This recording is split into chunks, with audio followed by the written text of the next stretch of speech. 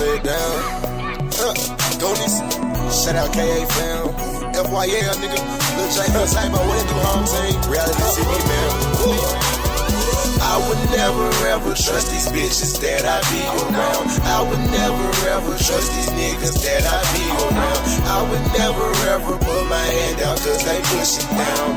I'm just gon' lay it down. I'm just gon' lay it down. I would never ever trust these bitches that I be around. I would never ever trust these niggas that I be around. I would never ever put my hand out cause they push it down. I'm just gon' lay it down. I'm just gon' lay it down. I would never ever trust these bitches that I bring around. Since I was a youngin', my big brother taught me hold it down. Telling the bitches no love in the club, pouring out liquor on ground for my thugs. Tell me what's up, going on bud, head in the race trying to act this shit up. I would never ever trust these niggas that you hang around. Since we was a youngin', I've been hitting licks that's out of town. See, he talk too much, but he not that tough. He gon' tell the wrong man where you hide your stuff, so your ass get bust. I would never ever trust these bitches that you bring around. Keep a couple hoes that's on my team that might just lay it down. Tasha, Tiffany, Nicole, Ashley, bust a couple shots, see everybody part. I would never ever trust these niggas that I be around. Everybody shooters, we don't spare a body on the ground. It's like surround sound. We don't spare nobody when we shoot the town. I would never ever trust these bitches that I be around. I would never ever trust these niggas that I be around. I would never ever put my hand out cause they push it down. I'm just gon' lay it down. I'm just gon' lay it down. I would never ever trust these bitches that I be around. I would never ever trust these niggas that I be around. I would never ever put my hand out cause they push it down. I'm just gon' lay it down. I'm just gon' lay it down. I would never ever not walk in the mouth when they cash on my dogs. Trusting the bitch, you will be a damn foul. Get in my paper with niggas that's able to chill with the Lakers. Cali, plug, I got plenty favors, not worried about haters. Me and my label together like takers. Playing that role like T, I get you ate up. Heard what I said, let it weigh up. You and your bitches down bad and you make up. Me and my bitch getting cake, then we break up. Make up, I fuck you, I fuck up her makeup. Wake up, I'm carrying carrots like Jacob. Playing with flour and batter like bakers. Losing my players, I'm fresh as the Lakers. Damn, I'm getting my cake up. I would never ever trust these bitches that I be around. I would never ever trust these niggas that I be around. I would never ever put my hand out cause they push it down. I'm just gon' lay it down. I'm just gon' lay it down. I would never ever trust these bitches that I be around. I would never ever trust these niggas that I be around. I would never ever put my hand out cause they push it down. I'm just gon' lay it down. I'm just gon' lay it down. I would never ever trust these niggas that I be around. They quick to ask to hold the blunt, but never there to hold you down. I could never ever wipe these bitches that I kick it with. I'm just gon' lay it down and pray to God she sucked the dick. Young black nigga, I don't trust nobody. Hold myself down, I don't need nobody. In my own lane, I don't see nobody. Pedal to the metal, high speed on shorty. Team lonely nigga, but I like it that way. Fuck a homie nigga. I hate when people act like they know me nigga. Pass them on the who shit, I'm Kobe nigga. Got him, I'm a fucking problem. Smart a bitch, nigga, from a ball. Keep to myself, do bad on my own. I'm a young wild nigga and I'm bad to the bone. Streets be my home, never child be the name. Stand by myself, won't need to join the game. I will never ever trust these niggas that I be around. They hate you when you're doing good, but love it when you on the ground. I will never ever trust these bitches niggas bring around. Bitches get supplying with those niggas that they be around.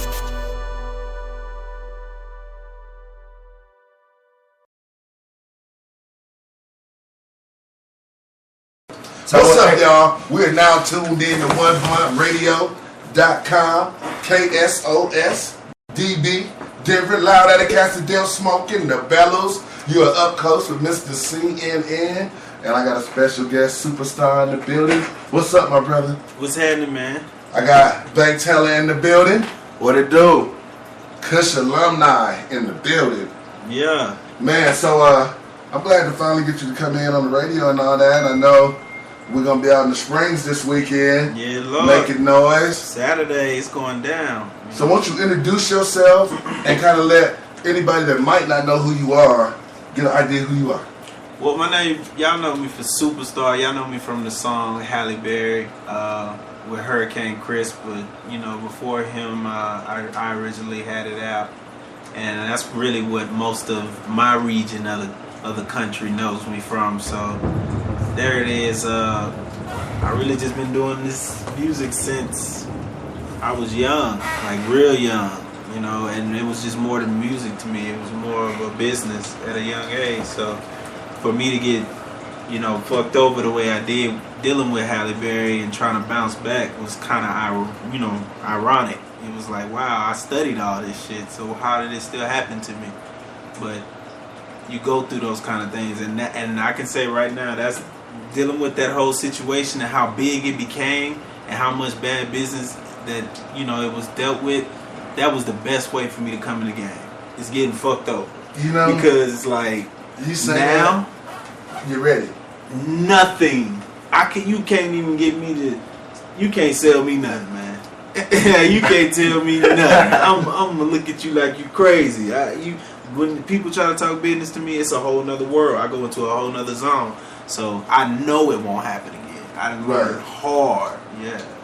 You know, I kind of, early in my career, I've been doing hip-hop out here in Colorado 25 years. Yeah. I started one of the first groups out of my neighborhood, and we had a little low-lying deal early 92, 93 with an agent out of Virginia. Yeah. He also had the group Shy, if you remember. Yeah. Well, this dude, evidently, in the point of pushing us, we were supposed to come out after Shy. And something happened with the Shy, and the dude kind of went in hiding. Well, our CD, our tape at this time is on people's desks. Yeah.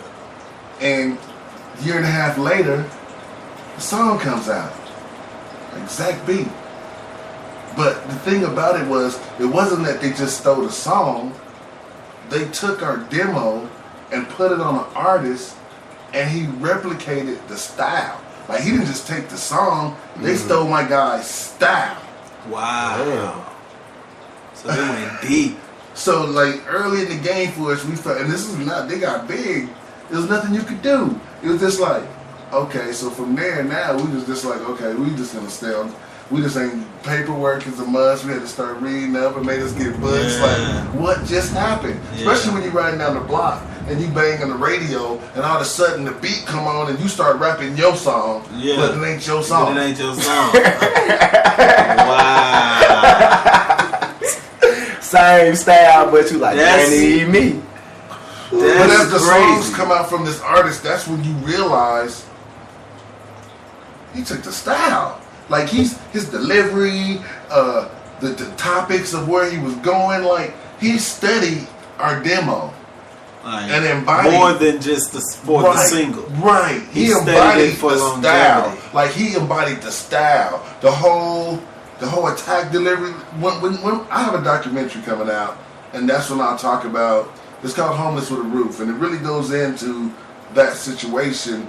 And the best way to describe the situation is when you hear the music years before this artist, and then you hear this artist. It's so... You speak for itself. Yeah. But, and I know what you said with Halle Berry, like, it ain't gonna happen no more. So right now, where is Superstar heading? What's the mission? The mission is to keep it independent. Because I think a lot of people say, yeah, you know, independent makes the most money, but they don't really realize what that can do. You know, they don't really utilize it. It's not really utilized the way it's supposed to be. And I think, you know, we're gonna be the ones that's the direction I'm headed. I'm not trying to. Basically, I'm not trying to do music forever. Right. You know, this is just a. You know, let me get in the game because I have a passion for it, and I have a message and a voice, and let me, you know, tell the people what's on my mind for a couple of albums. But after that, I'm a businessman. I'm going straight into mogul status, huh? You think about it. You got Dr. Dre. Yes, Beats. billionaire. If that doesn't give you motivation to know that like just being a regular hip hop head where you could end up people don't understand coming from where Dr. Dre came from. Right. It's a what? That's the worst one. He was the pop era before pop. Yeah. Like you mean to tell me him? Because he's nowhere. You can't even compare 2 Chainz to him. Right. 2 Chainz ain't come out that hard. I mean, come on now. Like there shouldn't be a black kid, a black child in America who can sit here and say, "Oh, I ain't gonna be shit," or somebody told me I ain't gonna be shit. What, nigga? It was a hardcore gangster who's a billionaire right now. Then you look at 50 Cent, who danced in the trenches. What, 50, 100 million for some water? Like, I gotta say, I mean, because I saw what 50 Cent did, bro. I had to get some water. I was like, shit, what? And I'm not gonna lie. I'm not gonna lie to you, brother. That was one of the best motherfucking pieces of motherfucking merchandise I ever put in my arsenal. Is some simple ass water. Yeah. I swear to God, everywhere somebody thirsty. I swear to God. Everywhere somebody thirsty. Bro. This is a product I don't have to push. Just keep it cold. I'm telling you. And once I get you over here for the water, you start talking. Everything else stand out. I said 50 Cent, you motherfucker. That's some cold shit, boy. Man, That's some cold shit. You know, so that's really the direction I'm heading, bro. I'm basically The business. The business. I'm trying to be one of them guys, one of them 300, 400 million type sound guys. like me. You know, sound like the I'm whole one room. of them. Sound like the whole room. Sound like we're gonna be meeting in Sandro Pay and shit. What you Over some shit, telling? talking over some other shit. On some other shit, About the shit we on now. I got remember we was doing the one blank here. Because- Nigga, we on Palm Beach right now. You know what I'm saying? And I think the music is just it's in me. I think I'm gonna do music at least for what I want to say like 5, maybe 6 albums. I'm not gonna do a lot because you know I feel like with music it becomes repetitive in a way. I agree with you.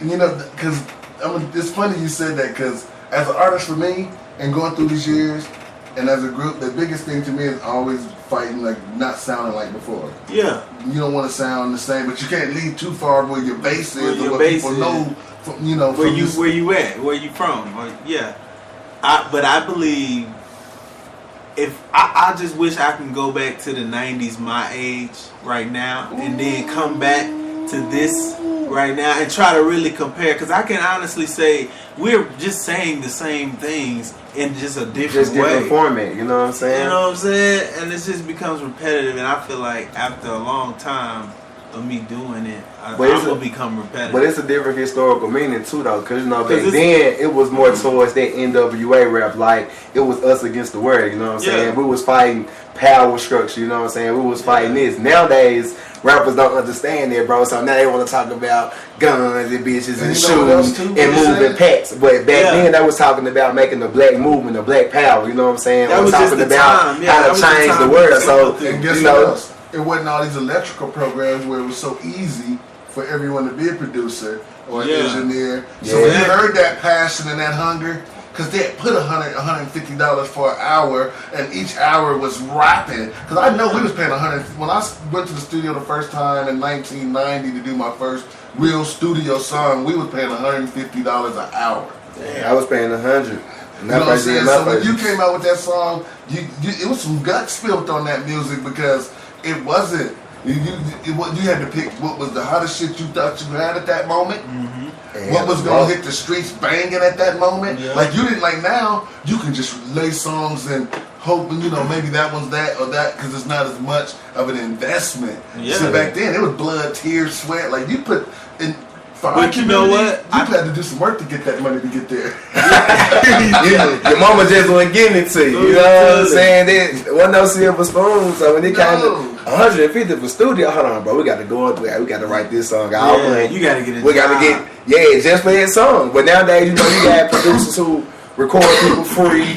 $20 an hour, $25. Like, people gonna drop whack stuff because $20 nowadays easy to come by, really, you know what I'm saying? But let's go tell most of the artists right now, every studio in the world charging $150. We won't have 50% of the rappers we think we got. We'll drop 75%. We won't have them. Because I'm going to tell you, if you go back to Denver in the 90s, throughout the 90s, early 2000, maybe 2002, it was rappers, but you knew them by neighborhoods, like the East Side. They had Black Hope Posse, they had Chucky and Chauncey, they had Arapaho Troops, you get what I'm saying? Yeah. Now go to the East Side, you can't name what groups are there. Go to the West Side, it was Cutting Crew. If you was in Montbello, it was Reggie Springs, or, you know what I'm saying? You went to Park Hill, it was us, Hilltop Click, and then a couple years later, 2960. Like, you knew the neighborhood by the group. Yeah. And that's what defined neighborhoods. That's when you heard them stories that when someone rapped about it in their neighborhood, everyone in that neighborhood felt it because they understood it. They knew it. It was something that they had all lived. Yeah. You know what I'm saying? And that was the difference. And then as the 2000s got in and everything started going electronica, it is a lot of artists come up. There's a lot of artists. Yeah, I think it's oversaturated now. It's to the point where you can't even promote your music anymore because you're gonna be promoting the artist. Right. Female and male. And it's like, what that does, it even makes it worse that the record labels are telling you to do it independent, which you will profit, but it's bad now because now you've just given the green light to everybody to be independent, to put their music out. And see, when there's so much music going out, it's becoming oversaturated, and then you got the whole trendy music thing going on. This is the trendy. And it's just like, wow, like it starts to just deteriorate the art form in itself. Right. Like everybody else start to, of other races who don't listen to it, they start to, here we go, they're a joke again. Yeah. They're not serious. How many rappers have you seen go up to the podium at the Grammys? I'll wait. Last time was Lil Wayne. Yeah. Wasn't it? Kanye. Kanye.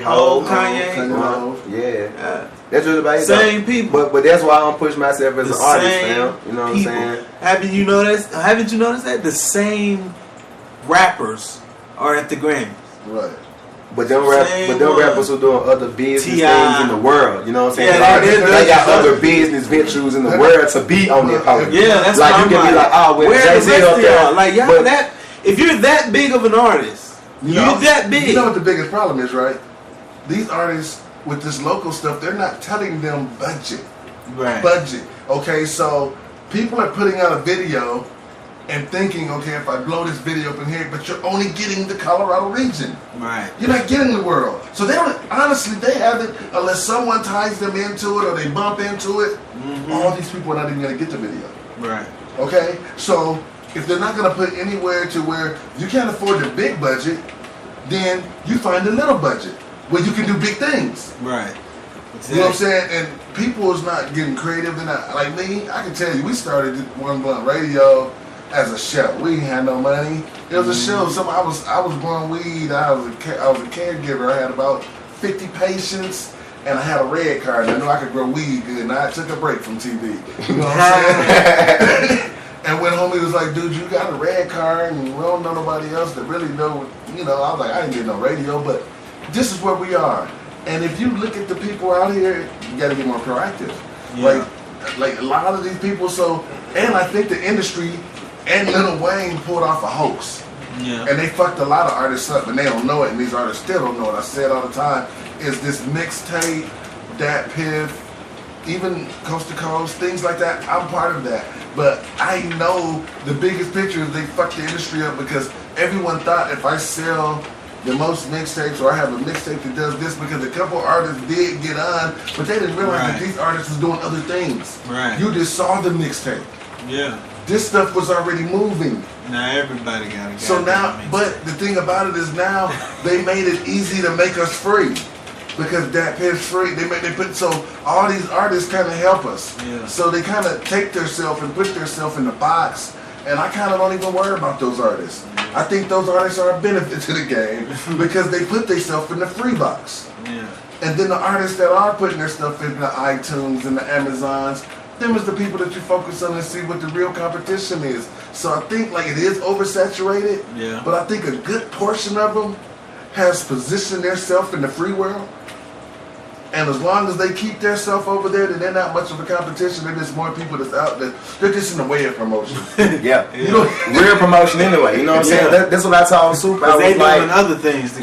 Like you can ask my girl, like personally, I can take you out to my studio. If I got over 1,000 songs as an artist, I really feel that a lot of artists can't fuck with me. As far as making music, I got a production team and a label. But what do you see me do? Promote, book an artist, try to pay somebody else to come do what I do at home. Why? Because at the end of the day, you gotta think about it. What if a year from now, I drop a mixtape? I done booked 45 major artists. What you think my mixtape gonna do? You don't even gotta know I rap. But the fact you know, like, oh, it's Bank Seller, he do this, him, like I don't even use free bands. You gotta think about it.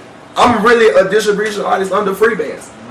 I really do book free bands. I'm a member of free bands, which means yes, I run under Preacher, I run under Rocco. You know what I'm saying? My brother Lionheart. So at any given moment, I can flex on anybody and throw my credits out there. Come on, bro, you ain't doing nothing. But why I do that when I got my own movement going on? I want to be known for what I do. Everything else my team do, that's a plus. Every time Preacher get a Grammy, it make me look good. I don't even gotta use the name. I just throw my logo on there. Huh? Here's a free man logo, put it on there. I look good. You know what I'm saying? Other than me saying, oh well, yeah, it's Helen.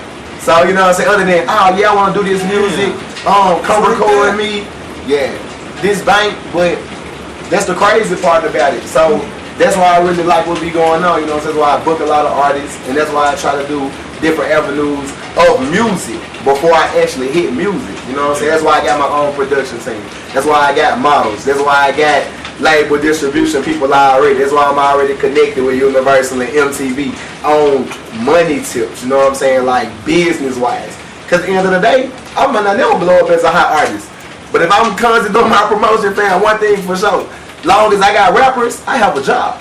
You know? For life. That's the promotion. And music would never stop. You know what I'm saying? Music will be here until everybody dies. So at the end of the day, long as I promote music, I'm always employed. You know what I'm saying? But the minute I stop promoting and focus on music, I lose every stitch I had in the game. If I don't blow up at that given time as an artist. Goddamn right. No, it's times for that. You know what I'm saying? Once I sit on the 100K, 200, then I'll be like, okay, I'm gonna take 3 months off real quick. I'm gonna just do straight music and come right back to promotion. But until then, I gotta do it, make my money. I ain't really trying to be out here. I don't need you to hear me that much. Yeah, you know my life. Research me, Google me. Everybody want to say Google them there, so just Google me. You can see what I do. You know what I'm saying? So when the music drop, it's gonna be a plus. You know what I'm saying? For me and my team alone. You know what I'm saying? But I push other artists. You know what I'm saying? I call other independent artists who trying to get on, book them, get them shows, try to get that popping. Because at the end of the day, the more support I get without them feeling I'm using them, my support gonna be through the roof. You know what I'm saying? Oh, he booked me for a show. I didn't even know he was doing this shit. Damn, he got this. Why he booked me? It's business. If I feel you got talent, I feel you can take it to the next level. I don't care about helping you out. You know what I'm saying? Everybody need help. Especially when you can benefit and I can benefit. Cool. Right. Let's both make some bread. Same way with One Blunt Radio. Same way I do with Super and everybody else. People sending me like, if we can make bread, I want to move on bread. I'm really not here for freebies all day, but I can help anybody who trying to help themselves. Right. Like they said, you know, when you have a pot and it's gumbo, everyone has something to put in it, and that's what makes it good. Like when he said, I plan to put out about 5 albums and get this business, because I'm setting this business up the whole way.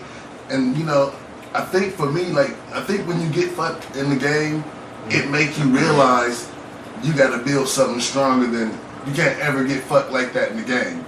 And I think that's what made me focus more on becoming the label myself. And, you know, it made me more focus on just controlling more of my destiny. Where I could take more things out of people's hands, because that would have never happened. And I felt that way, that it would have never happened if I would have had control of that situation, bar it doing like that. You know, and, you know, like for me, you know, like I know I'm 46 and loving music right now, but I know any day could be the day, okay, I don't have that inspiration. But for me, I love what I do. So for me, I've always had the thing I've always said, as long as I can do what I do at the caliber that I do it at, I'm going to do it until I can't do it no more. So if I'm 80, 90 and I'm still spitting fire and I'm making songs that people's buying and loving, then they're going to get Dr. Kush. And, you know, and that's just the way I feel about it. And I think that's what keeps me going, is that I know that I've done this 25 years and there's no quitting me. Like, if anything, I got 25 more. Yeah, who you talking? Just keep going. That put you at your 82 mark, doesn't it? Hey, George Barnes went hard way in the 90s, you know what I'm saying? So it's a lot of, look at Betty White, she cold. She cold. So it's always a lot of inspiration. You got to keep yourself right. So curious question, what do you have coming out next for on Superstar? Oh, I got plenty of records out. But, What singles you got coming what's the out? first? The single is Titanic, featuring DJ Chose. Titanic? Yeah, it's an erotic record, I would say. I'm gonna give it to you before I leave. I'll send it to your email. Yeah. You send it to me? I can send it to you right now from my phone. You send it to me right now. I get it on this. We'll bang it while you here. Yeah. Because I like you to drop it and bring it in. Right but yeah, it was produced by me. It was one of those records. I just fell in love with the sample. I sampled Drake's "Fancy" at the end. He had a part at the end that everybody didn't pay attention to, because I thought when it first came out, it was when did that song come out? Like 2011, 2010? I can't tell. Or maybe 2012. I don't know. But with T.I., you know what I'm talking about? Yes. I think it was a part at the end that I was like, yeah, I wanted to sample it, but then nobody, you know, I was like, man, that part, that's too obvious. Somebody's gonna sample that. So then I said, fuck it. And last year, I recognized that nobody sampled it. And so I was like, wow, as a producer, you start to think like, oh, fuck that. I'm finna sample that. I ain't waiting now. Yeah, I'm on it now. Nobody sampled it? I bet. So it was so easy. That's what I'm just trying to explain. It just came so easy, and then the record came so easy, and I wrote it. I think I got it mixed like 2 weeks later. 2 weeks after that, I got the graphics. It was just going. And right when I put it out, it was funny because I used to work at a call center with 300 black girls straight. And all I did was just get on my computer and send them my song. Just send it to them in our little work email. And everybody got the song, everybody got the link. And really, that's how it spread. And then I posted it on Facebook and Instagram, and it took off. So it's on a couple radio stations in Texas. And I started this at the job. Yeah, at the job, at the Jizzai. But nothing wrong with that, because I worked at Teletech and Nextel. I can say, definitely back in the days when I was working at a top job like that, it was kind of easy to pack a party, or pack a show. You know what I'm saying? It was easy to pack a show. Yeah. Because you could pack a show and just send an email out through your email circuit. Yeah. Man. And you know what? That's another thing that we used to use when we was on. When we had shit popping, the email. But that shit even got saturated. Man. They broke that down on us. Yeah, man. It was like everybody was doing the email saturated, shit. but because they was it's key points that people don't know about unless you really focus on promoting your music the right way. Yeah. Like people would send out a forward message and have it in to 20 producers. Everybody on the 3 record labels. On the CC. Now, let's be real about it. If you telling me you sending me something for me to hear, if I look at your email and it's forward to 20 other people, why would I pay attention to the email? Or just being real. Yeah. Now, if I write you in your inbox and say, hey, One Blunt, man, what's up, man? You doing? You chilling? You cool? I was just trying to get over with you real quick. I want you to check out my song. Now you building a personal relationship through your email. Other than just saying, oh, well, I'm finna max email everybody. No, it's certain people you need to connect with alone. So if you go into their email account, like I said, that's how you know you got real promoters, fake promoters, people who do real business, no business, or people who manage artists the right way, or not. Everything out individually. Yeah. Send it out individually with their own tag on it. You know what I'm saying? Hey, Superstar, this for you. This kind, I just dropped this. You know what I'm saying? He ain't gonna care if you send to 100 people, but in his eyes, Somebody just send me an email if he's single, man. I like this dude. You know what I'm saying? I want to listen to this dude. But if he open it up and say, forward, I'm finna see who you forwarded to. Shit, I might need one of their emails. Right. Yep. Free bro. What? That's exactly how it works. And then I know everybody. Wait a minute. You know what I think? Just go give me your mailing list. All right, nigga. Cool. This is a game of information getting. You know why? You gonna give it to me? It's free. You gave it to me. That's crazy because it was just simple. It was simply at like all you had to do was put it in BCC, and people didn't know that, and their emails wouldn't pop up. But when people started just throwing them in like the CC box, and it got fucked up. Because everybody, all the DJs was like, "How'd you get my email? How'd you get my email?" Sending, then they started receiving all kind of music. Then I found my email is just floating around and stuff. It was sent back to me, and I'm on the damn list. He said it was I'm like, damn, you sent it and you forwarded it. How you do that? So I was just like, man, damn. So I never email blast again like a record, because that was one of our strongest key points. We used to email blast like Halle Berry and all my other little records I had out at that time. Like, that's how we got them out. We didn't have to go through DigiWax, which we go through now, and all that other shit. We just put our shit on YouTube, put it in the email. It was on. I had MySpace. Put it on MySpace. But another thing that kills me is that this how I know the game's saturated. Anytime I can go pay to get views and listens, the game messed up. Oh yeah. I can pay you though. Like I can pay you. I can pay you to get me 10,000 views. We was laughing, right? We said all these people in here, they want to get mad over plays. I said we should build a replica company. Yeah.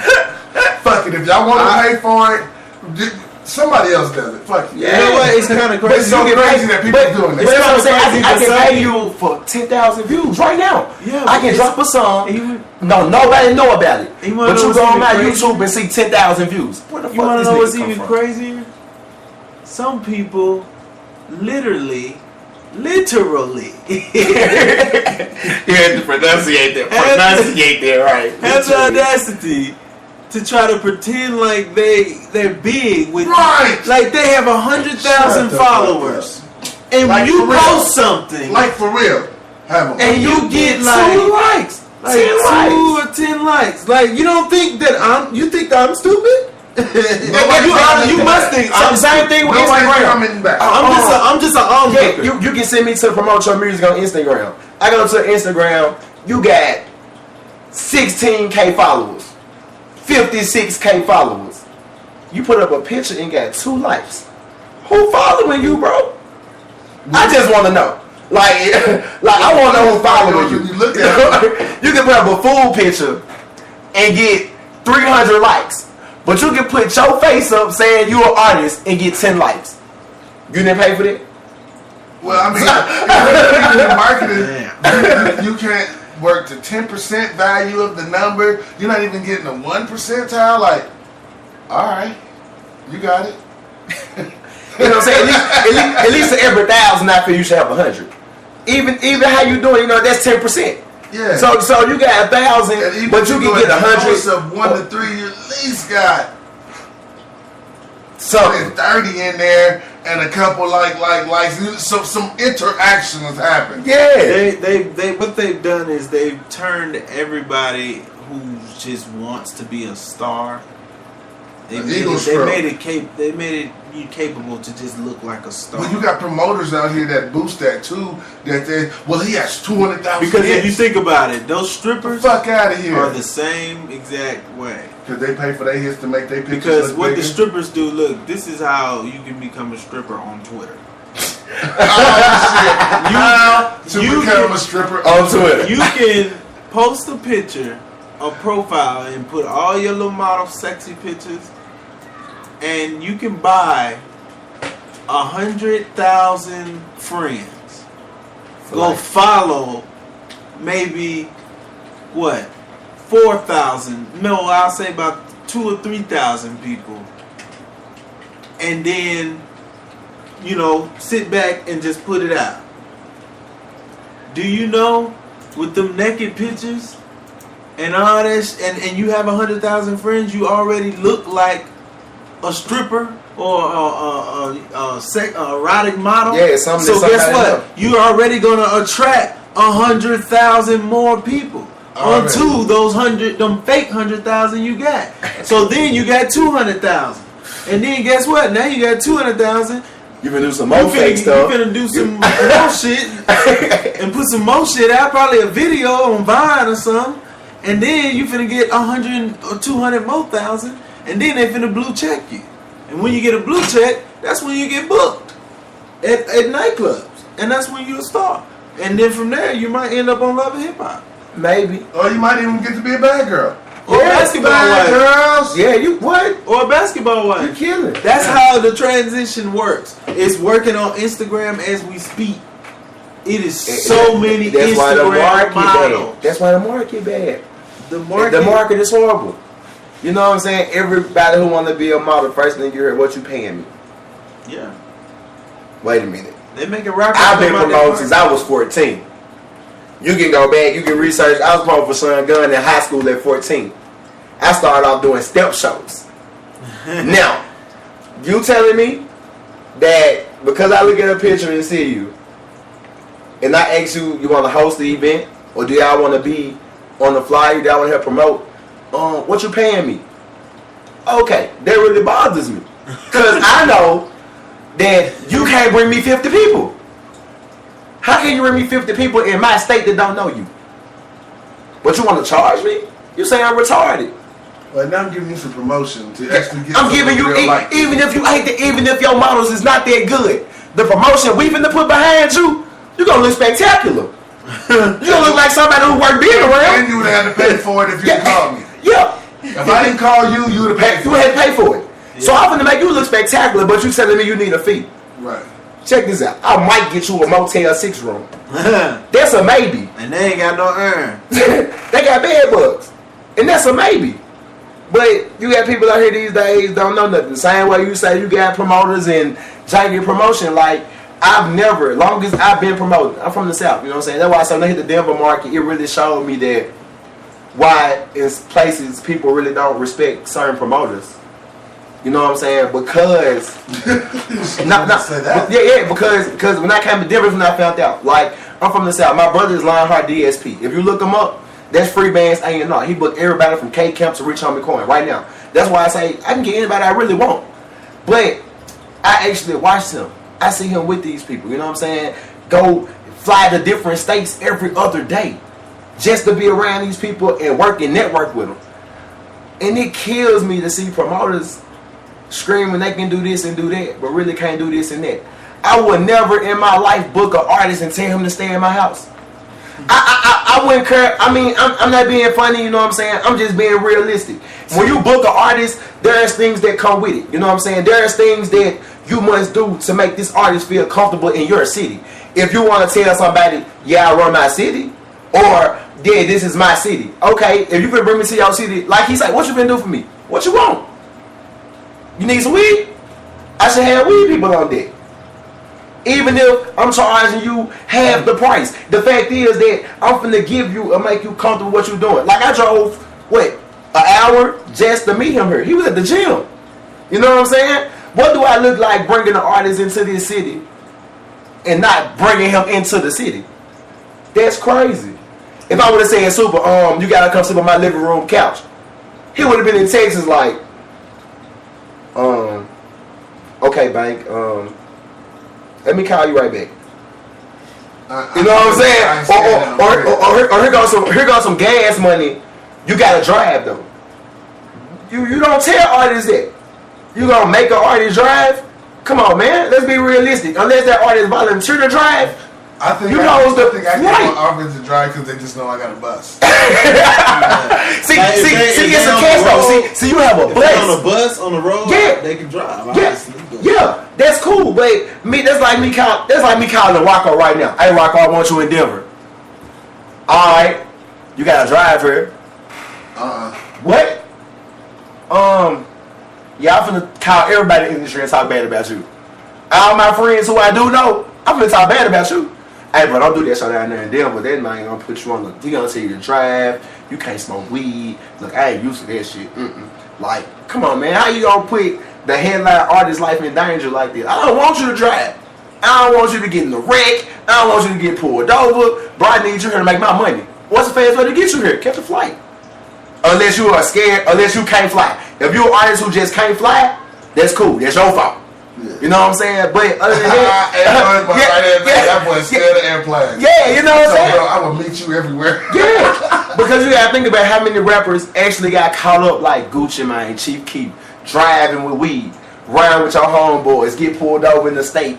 It's illegal. You know what I'm saying? Weed just got legal. I don't want everybody getting confused. It's not legal down south right now. And you get pulled up in Memphis with a gram, you going to jail. Yeah. You know what I'm saying? It's not legal everywhere. What's the law in Tennessee right now? Tennessee, the law. What part you want to know? Yeah, you can't have up to nothing. Only state that's in the South right now that I know of is Atlanta, where you can have medical marijuana. Yeah, the medical people can That's have like it. That's it. You get caught, bro. Police can pull you over. If they find too many sticks in your car, they can lock you up. It's illegal. Think about it. Houston, Dallas, they make 85% of their state inheritance off drug cases. You know, I think that's why for the last 5 years I kind of declined going out of town for I ain't gonna lie to you, like, this year for us was a testament to say, alright, bro, get out the comfort zone, it's time to go. Because, I mean, when your name is Dr. Kush, One Blunt Radio, like, off the top, we know when we pull our bus outside the four corners, we don't know what's going to happen next. Yeah, and for us, if we did get searched, you liable to find an old duty. Like, I'm just saying, like, we host a Get High bus. So, we get fucked up on that bus. You might find some wax that was lost. We couldn't find it. They punk ass done found it. I know I dropped the plane. Look at me like wax. I was looking for that. Cause they gonna pull y'all ass over in that big ass. and then they got one blunt on the side with the weed. I was a cop up. I'd be like, I just want to see what that's they like do. a kill. Like that's a kill for them. No, we don't have no weed pictures. We just have one VR, but you see One Blunt Radio. But then on the front, you know, one of our sponsors, Cannabis University. So I mean, you know, it's weedy looking. It's really weedy looking. Yeah, they. I mean, we got kicked that. off. They like, oh yeah, we finna make a killing today. I mean, we got kicked off the Broncos parking lot. Yeah, because I'll take that into a break as I was sending out a couple shots to let people know we're live. But you know, the big thing is though is that when you see the industry nowadays compared to like oh, you need to plug in. Let's see, it should be a brown cord right there. Okay. You see the industry from when y'all dropped Holly Berry and what do you say now on the same grind of getting another song hot. And as you said, like you were able just to drop it in the email, boom, put out a couple things. So with a strategy change, I see that you found a new avenue to blow it up, or are you still researching a better way to replace the method that you used before? No, we're using the same exact method. That's what I'm talking about. Because I feel like the same exact method is what worked the first time, and only when you recognize what went wrong, you can fix it. You can always go back and do it again, because you can just stop where you know it's finna go wrong. Right, fix it, and keep going. Moving. Because what you was on was the right path. You just made mistakes during that path. Right. So. Sending out free beats and all this stuff, like, yeah, you learn fast. That's why my focus really don't be on being an artist, man, because people don't understand, like, the industry is 99% business, 1% talent, period. Ain't no other way to break it down. 99% business. So if you can't read, you don't got no paperwork, you don't got no management team behind you that understand paperwork. It's not lying. Anybody can dick you. I would say 90%. I say 99. But the thing about you got songs like Nay Nay. 99%. Think about it. Gucci came out with a mixtape, and I promise y'all, he said no words on 90% of the tracks. 90%. The song What's the song? I forgot the song. It's about girls. Rolling motion. Whatever it's got, he said no words the whole song. I was like, oh my God. But everybody down south is in love with this man. Oh, they love Gucci. Oh yeah. His beats, his marketing, his style, his hustle, you get most respect. Yeah. But when I was hearing this song, I was like, I'm a star. I'm looking like a star. I ain't no tomorrow. He didn't say 2 words. And everybody was going around, rolling. They made it easy for him to repeat. And I looked up, I was like, that's good. I just can't call. I feel like I'm in a position where I can't call somebody's music whack. Nah, you can't call nobody music whack. Like I can't do it. It's just what it is I feel like everybody's good within them, their own. Yeah, what they do and how they do it. Because I don't know. And then I feel like even if I had more success and more money, I still couldn't do it. Because then I'd feel out of place. Mm-hmm. You know what I'm saying? I feel like, oh no, I need to. I can't. I gotta step back. I think being the radio for me, I'm not gonna bullshit. I can't. They know me out there. I don't ever say it. But if anybody works, sometime I've been here, because we have a motto. We play everything. Yeah. We would never turn down your music, but your fans got to keep you in rotation. Right. We don't have no program director, so the only way we keep you in rotation is your fans do it. Yeah. So I don't care what you send in. We get stuff in all kind of languages. We've got some stuff, man.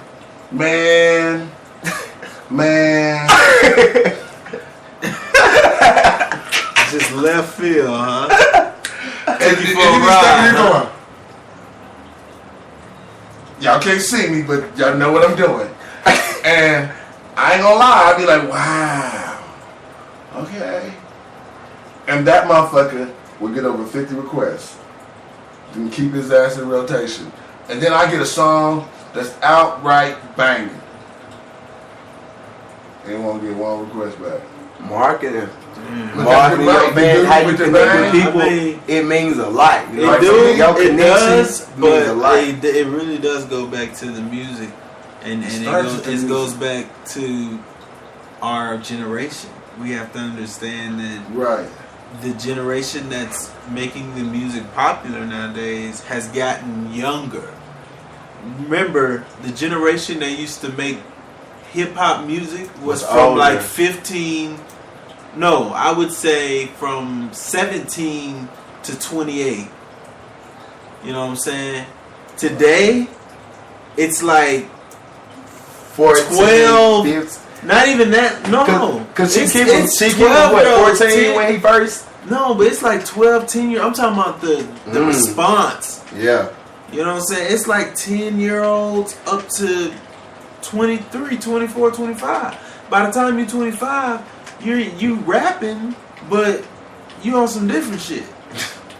You know what I'm saying? You're not on the same shit everybody else on, or you on your grown man / young man shit.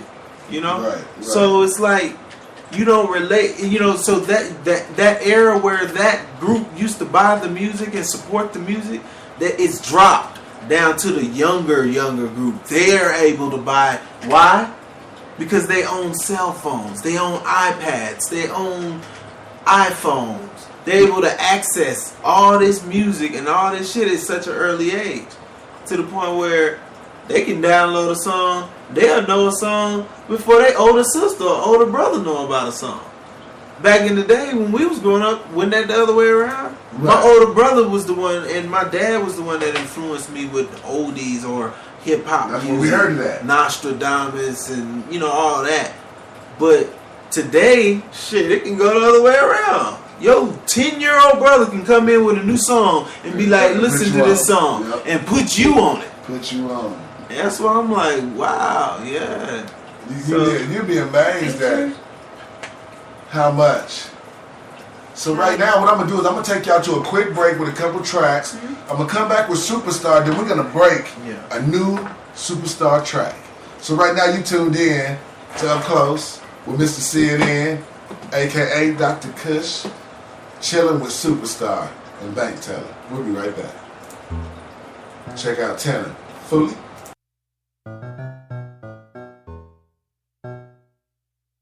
Oh, let's go to this. Why me turn the town up? And I started from the ground up, got them bitches wasted. Now they happy that they found us. Roll the weed a bitch now puff. Yeah, DJ New bring up a club chances. Cause I love drinks and I love bitches. Posing cause these bitches love pictures. Bottle service, nigga, no pictures. They say Tina, I'm in love with you. Well, yeah, tryna fuck, then I fuck with you. Don't be acting like I'm stuck with you. Time to go home, I won't be up on the bus with you. Yeah, they call me Mr. After Hour. Cause only see me in the after hour. Get it rolling, nigga, no stopping. Me and Fully finna get it poppin'. We ain't here, nigga, what you gotta say? What you gotta say? Nigga, we been turned all day. We been turned all day. 50 bitches in the clique on the way. Why? And I'm quick to tell a nigga in his face that I'm in here. Fully. Then I'm in here. Fully. Then I'm in here. Fully. Yeah, I'm here with my Fully. Then I'm in here. Fully. Yeah, I'm in here. Fully. Yeah. I be going in, I'm with my Fully, so I tell her she should bring a friend. I'm like, you know how it go, soon as we hit the dope. So after the club, we gon' get it in. I be in the VIP, hella low key, 7th letter of the alphabet, I'm so G. The DJ shout me out, yeah they know me. I be out here running plays, call me Coach Keys. I get my drink on, my niggas blow trees, stay turned up, I'm talking no sleep. She a ratchet? Well bet we gon' see. Give her that dope till she motherfucking OD. I be getting paid, no games, yeah I get it. And every nigga that I came with the business. And we ain't playing, can't have it no other way. If it's problems, I'ma tell them to they face. I be here, Fully. We ain't here, nigga, what you gotta say? What you gotta say? Nigga, we been turned all day. We been turned all day. 50 bitches in the clique on the way. Why? And I'm quick to tell a nigga in his face Then I'm in here. Fully. Then I'm in here. Fully. Then I'm in here. Fully. Yeah, I'm here with my Fully. Then I'm in here. Fully. Yeah, I'm in here. Fully. Why? I be here, Fully. I be here, Fully. Yeah, I'm here with my Fully. I be here, Fully. I be here, Fully. I be here, Fully. I be here, Fully. Yeah, I'm here with my Fully. I be here, Fully.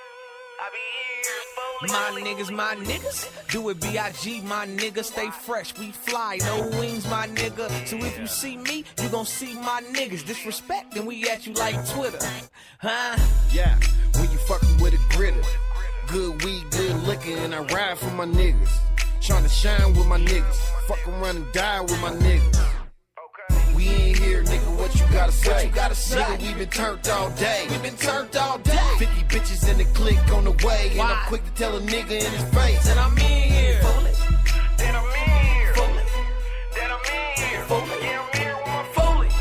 Then I'm in here. Fully. Yeah, I'm in here. Fully. Why?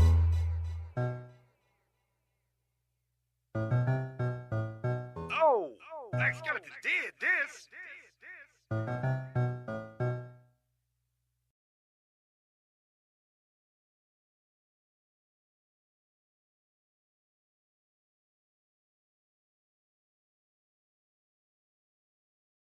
You think you do it hard? Bitch, we do it harder. Catch the Holy Ghost, Heavenly Father, Hail Mary, nigga. I fuck the preacher's daughter, christening in the blood. Bear witness while I walk on water. I see the smokeless fire as I bow my head. Mortal desire, I came back from the dead. Suicide, vision, bird from God knows what. Crucified, but on the third day he rose up. This revelation, drinking wine from a gold cup. Savior of the street, straight fucking all my foes up. They say my attitude is fucked up, so what? And what you fold don't compare to what we fold up. We do this hustle thing, serving out the day's end. Got niggas testifying, talking about amen. Amen, amen, amen, amen. Got niggas testifying, talking about amen. You want some game? Let me pour you some. Say when. Them niggas testifying, talking about amen. Amen, amen, amen, amen. Lord forgive me, but they testifying amen. So will I be forgiven? forgive me, Lord, if I repent. My flesh is getting weak. Please give a nigga strength. My feet are weary and I'm tired. Lord, carry me. They say they love me, but they really wanna bury me. I didn't bring peace, I brought the double-edged sword. Don't ask me what I got, tell me what you can afford. Don't ask me what I do, just tell me what you need done. They say it's niggas cold as me, but I ain't seen one. I know the righteous path, Sirata Mustaqim, and I'm ashamed of all the things I've had to do for green. Sweet dreams ain't exactly what the street bring. Man, I done fronted every nigga on my street team. We do this hustle thing, serving out the days in. Got niggas testifying, talking about amen, amen, amen, amen, amen. Got niggas testifying, talking about amen. You want some game? Let me pour you some. Say when. Them niggas testifying, talking about amen, amen, amen, amen, amen. Lord, forgive me, but they testifying, amen. You wanna know the streets? Come take a walk with me. I'll show you how to eat. You niggas follow me. Ain't nothing sweet, our enemies be getting chastised. But we can save you, homie, come and get baptized. You wanna know the streets? Come take a walk with me. I'll show you how to eat. You niggas follow me. Ain't nothing sweet, our enemies be getting chastised. But we can save you, homie, come and get baptized.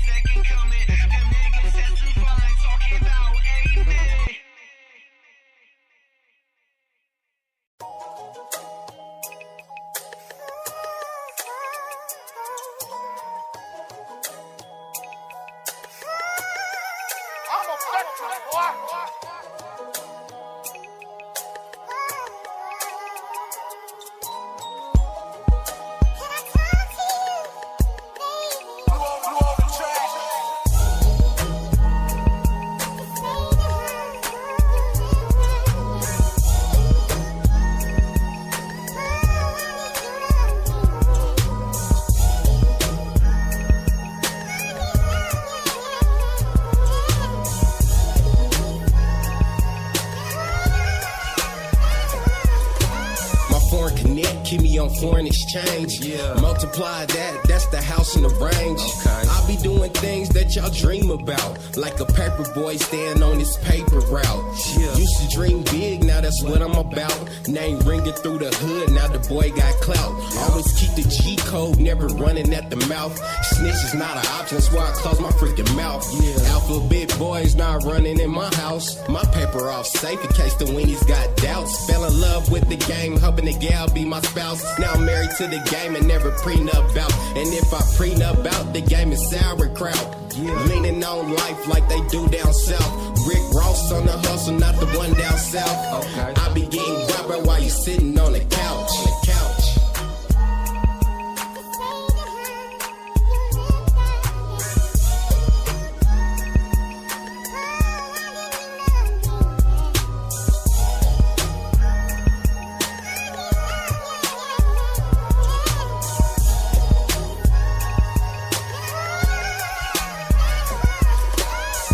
Life big, maybe larger than life. I love when haters hate, they even hate it on Christ. Rubber band hustle got me bouncing back right. The city on fire, please pass me a light.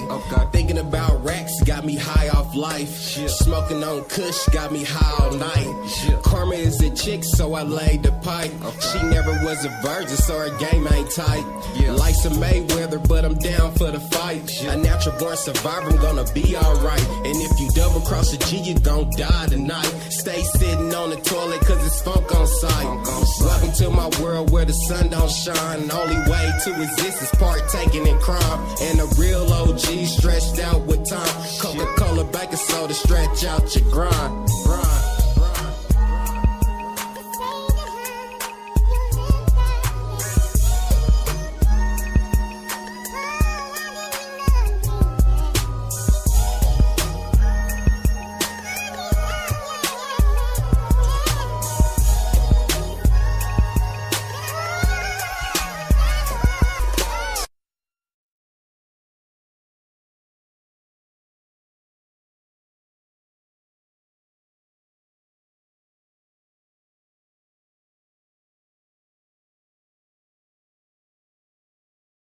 What's up, y'all?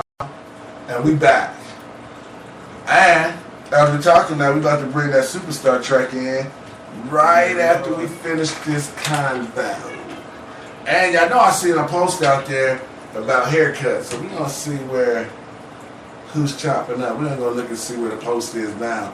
I know one girl said I can cut anything. What you want to cut? Yellow, white, black, green, Asian, African. I said, okay, you sound like your boy Brownie.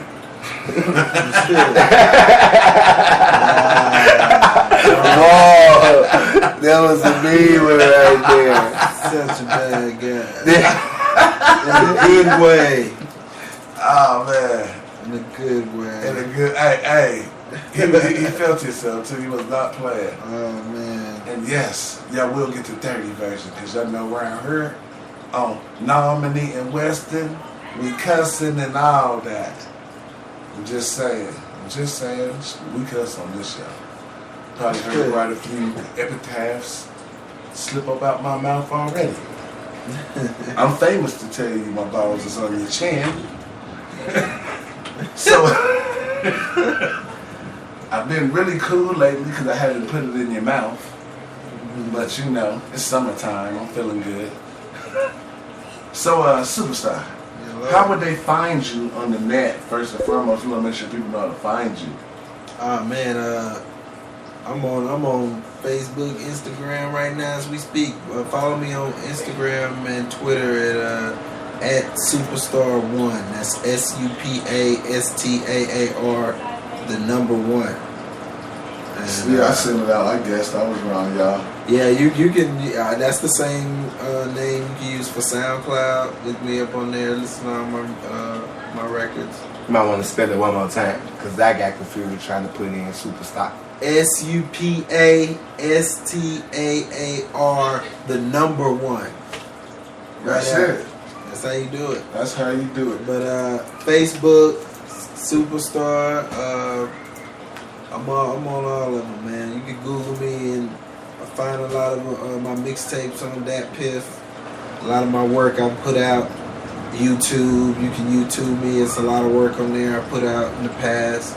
A lot of interviews. So get familiar, man. You said get familiar. Get to know him. Real familiar. The music I put out is very trendy. I'll give it that. I put it out for a reason, but my records, my money making records is on my project. So we got a project coming out. And like I sent Bank Teller a record that was more of a I would say a suit and tie record. Them the ones I call suit and tie record. Them ratchet records. Them the dirty records. Them the muddy waters. Oh yeah. See, I'm a muddy water fan too. Yeah. I'm just saying hey man, I like me some muddy water. Fuck that. Yeah. Because people don't understand that kind of music I'm a just joint baby. That was that time's ratchet. You know, my mama from Third Ward, Houston. You know what I'm saying? I'm a just joint. I mean, I grew up with the pole in the middle, dirt flows. They party so hard you can just see this dirt rising. And it's boom, boom. You know what I'm saying? So I love the blues. When you get good dirty blues, Muddy Waters, man. Yeah. That's that Chicago shit. That's that. I'm BB King fan for Memphis, so I be on that kind of blues. He said I'm a Memphis blues man. So I'm a cheat. I like all the blues. I like all of it too. Myth.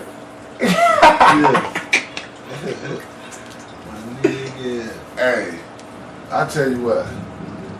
We got this music here loading up, and it's a lot of good time out here. It's raining.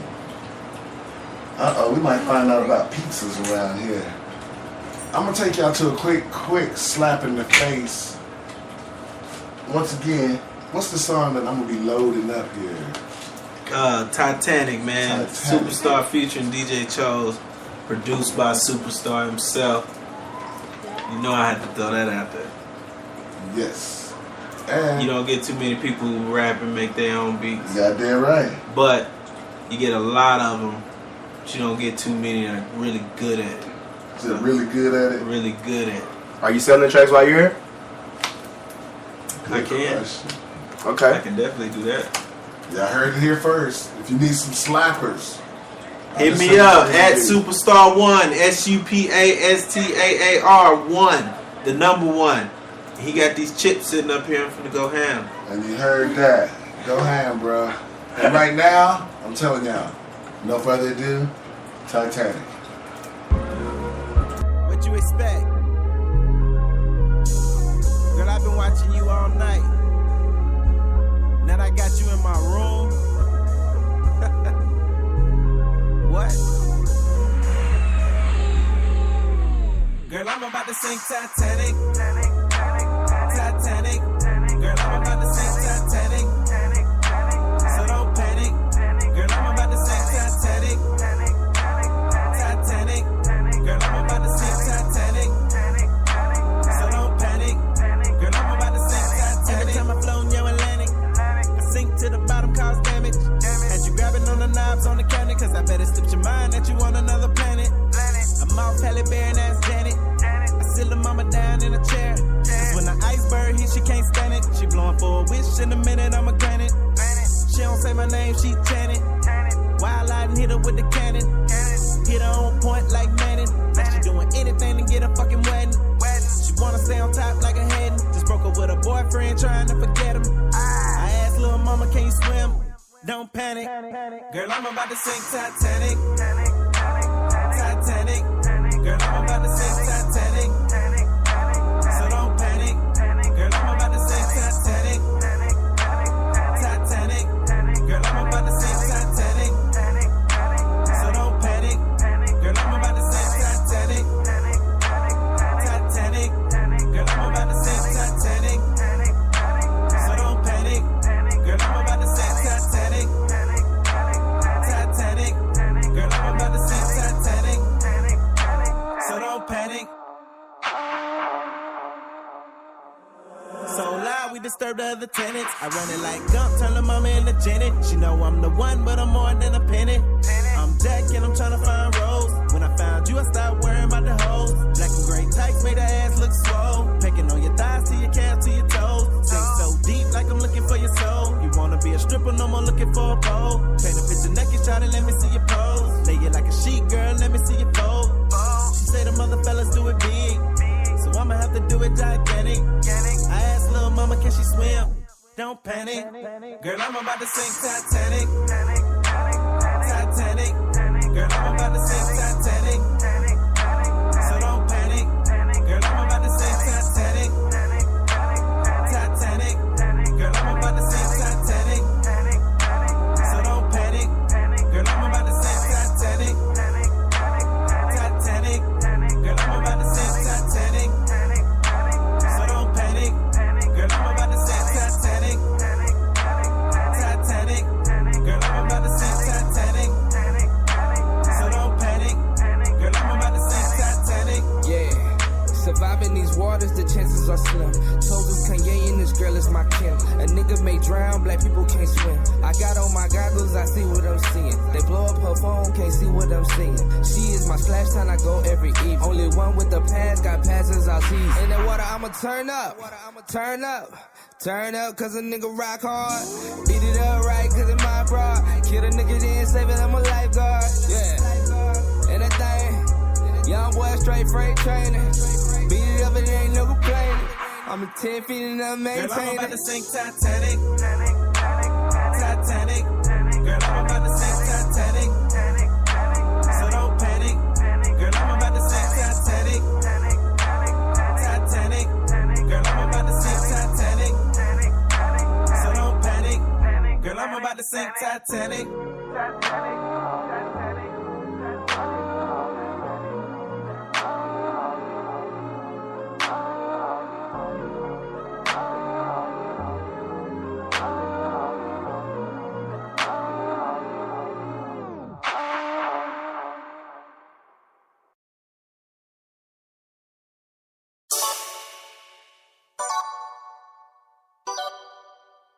Bill's Poppin' Production. Don't you love it? Will she love it? It smells like rain. I like it when it rains. In an instant I can make her say that she love it when it rains. It smells like rain. I like it when it rains. In an instant I can make her say that she love it when it rains. I'm a little hot, do you feel it too? I smell the rain and girl, I want it all over me. It's coming down, do you feel it too? Thunder and lightning, I just hope I'm not scaring you. Hold on girl, I can feel your rainbow. I'm falling deeper and there's nothing that I can do. Can't even fight it, it's your rain clouds. That's excited, I like it, I like that. It smells like rain. I like it when it rains. In an instant I can make her say that she love it when it rains. It smells like rain. I like it when it rains. In an instant I can make her say that she love it when it rains. The freak, the super freak in you. The rain had you screaming, do you? You getting freakier by the smells. Oh well, like Rashida, you want your legs to the moon under a spell. Bang, bang, bang from the back, hit you like Peter Gunn. You might get sweaty under the sun, but soaking wet is more fun. As the thunder cracks, you hear more ass smacks, screaming for Mr. Soul Pole as the whip cracks. It smells like rain. I like it when it rains. In an instant I can make her say that she love it when it rains.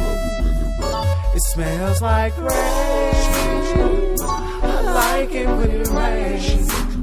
In an instant I can make her say that she love it when it rains. I know how I can make it storm for you. Throw on my raincoat and backstroke and slide it through. I can control your weather, watch me do it. Tsunamis, hurricanes, and flash floods too. Hold on girl, I can feel your rainbows. I'm falling deeper and there's nothing that I can do. Can't even fight it, it's your rain girl. That's exciting, I like it, I like that. It smells like rain.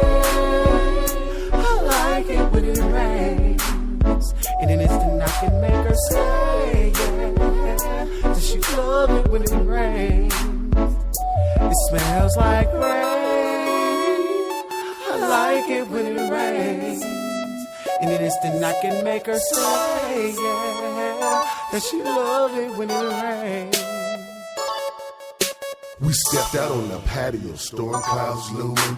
She said it smelled like rain and shit started booming. Like a mushroom trip, 2 ballroom dancers in a deep dip. Not worried about a nip slip, just an erotic trip. Ripping our clothes, feeling like we on a slip and slide. Baby oil, deep stroking, feeling like I'm on a cool ride. 420 in the air, people watching, she don't care. This the type of season she loves, the smell in the air. I like it when it rains. In an instant I can make her say that she love it when it rains. It smells like rain. I like it when it rains. In an instant I can make her say that she love it when it rains.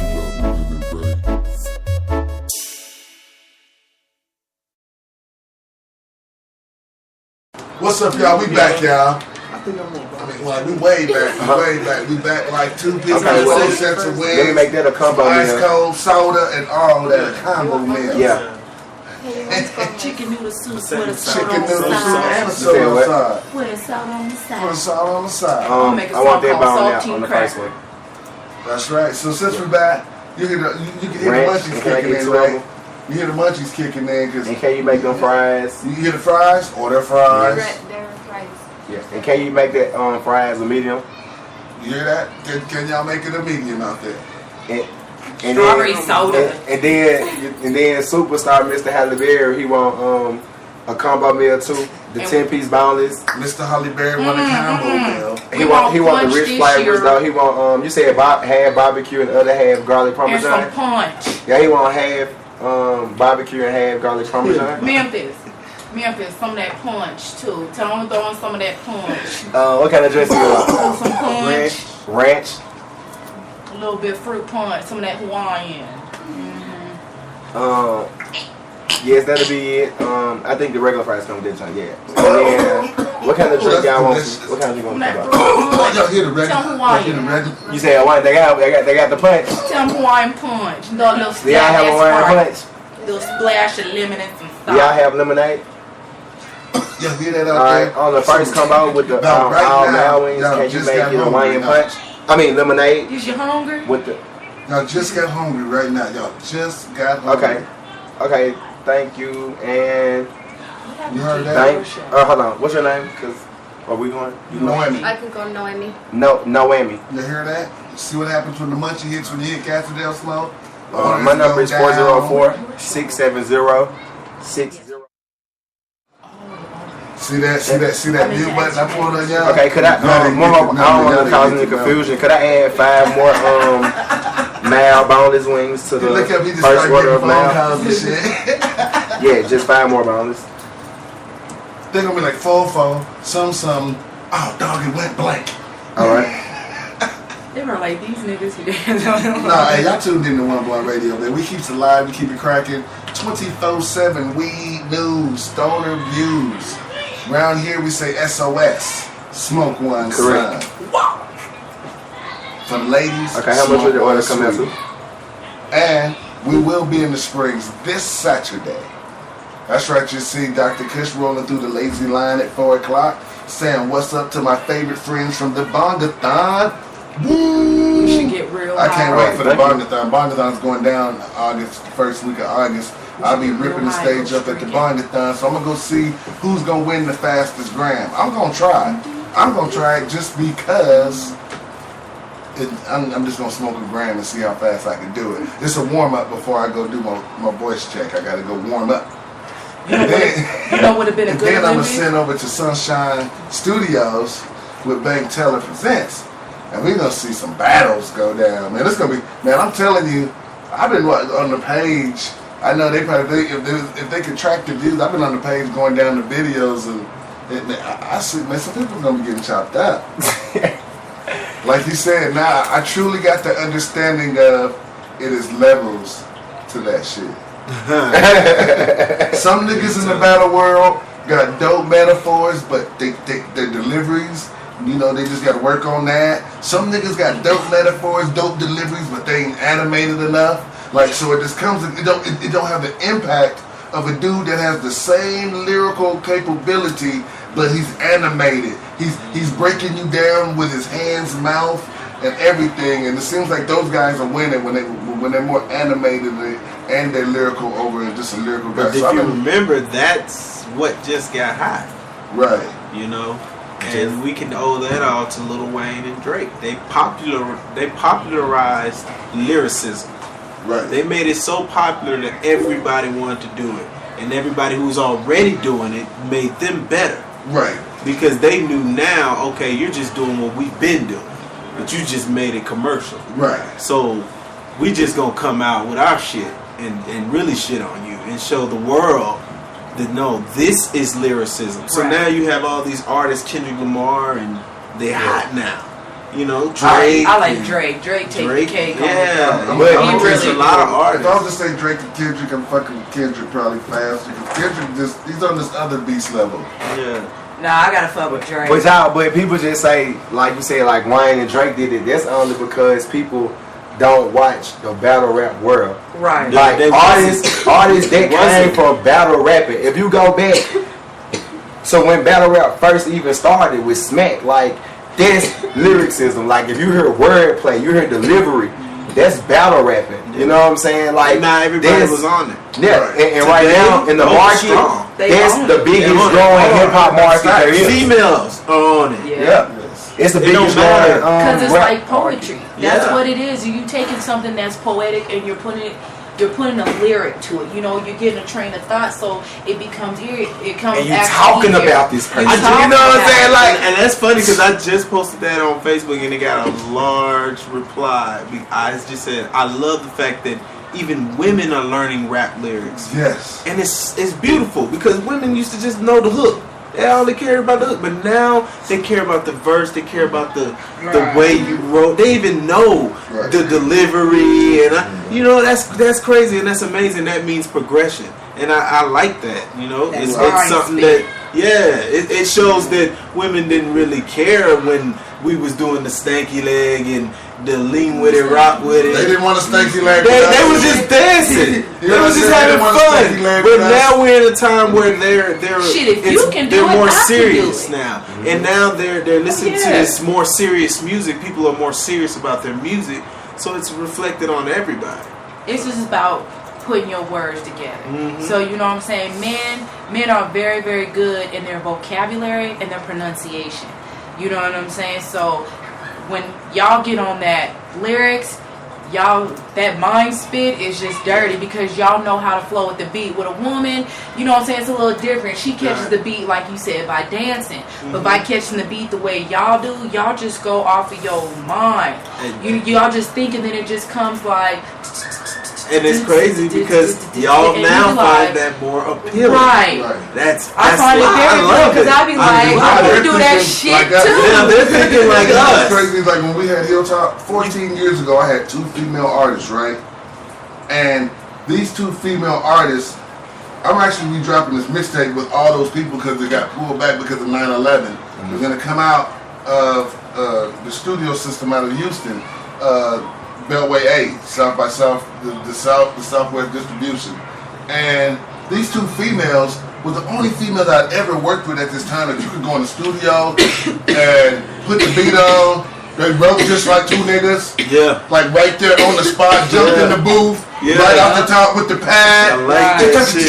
I mean, foot for foot with each. I mean, like, and on our stuff, people competed for verses. Because it was 17 rappers, so and I'm gonna tell you to be ready, and they never was not ready. I'm gonna tell you one thing, and people try to look over it and overshadow it, but Nicki Minaj had a lot to do with women loving rap music. Again, I don't care what nobody says, or how she did it. Because the fact that she goes harder than a lot of niggas is one thing.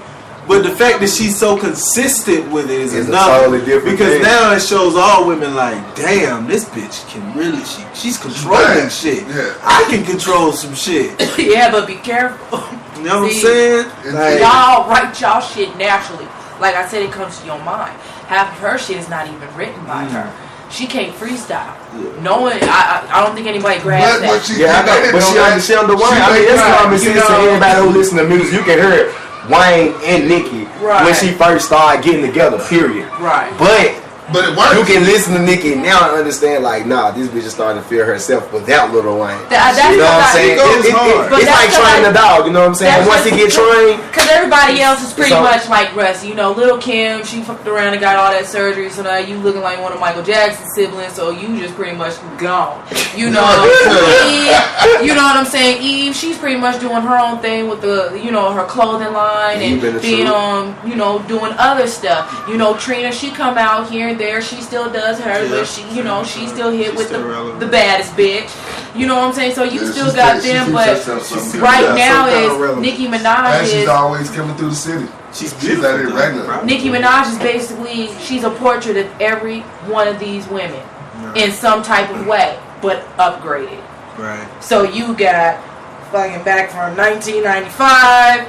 Now you got all the way up to 2014. Yeah, because her research. Yeah. Got to do your I be research. saying that. A lot of people's careers are a reflection of other artists back in the day. A lot of them. Think of Trey Songz and R. Kelly. Yeah. Right. Ain't never been another Kelly. Nicki Minaj and Lil' Kim is just so.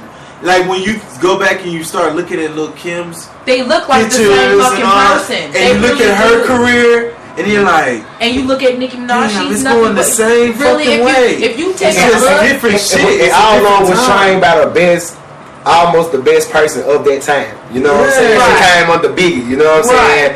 Biggie came under Wayne. So it's like she fought. Right. So you got kind of like, you know, you kind of felt where Lil' Kim was coming from, like. So back then, so right now you got every single, you got different flow after different flow from each one of these women. Even Foxy Brown flowed in that cut. But then you got a look of Lil' Kim but upgraded. And let's be real, bitch, you look like Lil' Kim. Yeah. You really do. Let's not even go there. The careers are just so ironic. Like, you're just. That's the ironic part. You didn't really fuck with the face too much in the plastic surgery. Lil' Kim should have left it alone, you know, back in 2000. You know, bitch, I was respecting you. Now I'm just scared of you. So. I mean, I don't even know who Lil' Kim is right now. But shit is changing. I just from the old school. I seen the picture of another day. I was like, who's that? They're like, that's Lil' Kim. I'm like, oh. Damn. I guess I hadn't seen her in a while. She don't look like it, man. And you can't even get You can't even get all that back. You can't get it back. Yeah, once you give it up, you gave it up. Man. Damn. Can't cut it toe off and go back. Shit. You should have left it alone when Buzz Race touched your titty. You know what I'm saying? When Diana Ross touched that bosom, you should have left it alone. Yeah. You should have left it alone because you was straight then. You was just really messing with your body. So I could have tolerated that with the face. It is what it is. But women are getting comfortable. I can definitely say that. They're getting comfortable. So thank you. Yeah. I have to say that. Thank you. Yes. But I still think, as you mentioned, new rappers. We actually had a new rapper that came on with this new crew, and she did her first 2 songs that Honey came with the news feed, and just what you saying, people just sitting around just watching the game, and they're coming out different. I remember a new female rapper come out, and you knew she had a lot of work to do. Now you're seeing some new rappers coming out from the female side, and she got an upside. I mean, everybody got work to do, but where she's starting from is way ahead of back in the day. Yeah. You know, ahead of a lot of fellas. Yeah. For real. That's what's the crazy thing. You know what I'm saying? They rappers. You know what I'm saying? So the world has changed. But one thing about the lady rappers is they understand branding better. Mm-hmm. And see, I think a lot of dude rappers the lady rappers just gotta stop fucking. They just gotta stop fucking these executives and trying to get to the top. Stop fucking. Because y'all gonna fuck it up. They're gonna fuck it up for real for everybody because they're gonna do it so much to the point where the executives are not gonna like it. Right. Themselves. They're not gonna need that to fuck up their relationships or their marriage. Right. So it's like it's gonna become a bad thing, a real bad thing. They gotta stop. But it's I hear a lot of that shit. But do you expect for the video vixens to stop fucking the rap stars? Hell no, they're trying to get out. Exactly. Now I'm gonna tell you right now, so it's that's crazy how though, it is. because you have strippers that are celebrities now. Right. Regular strippers. Right on. Instagram made them famous. Real shit. Like, no joke. Yeah, Regular Instagram women famous. are very famous people who get booked around different clubs, especially in Texas.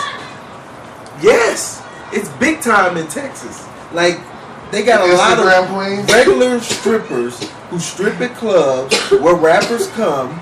They take pictures with them. They dance for them. They do their thing. I don't know what. I don't know. Motherfucker say, I like that shit, bitch. I don't even know if. But I want to know your name. You know, it's like it's crazy, man.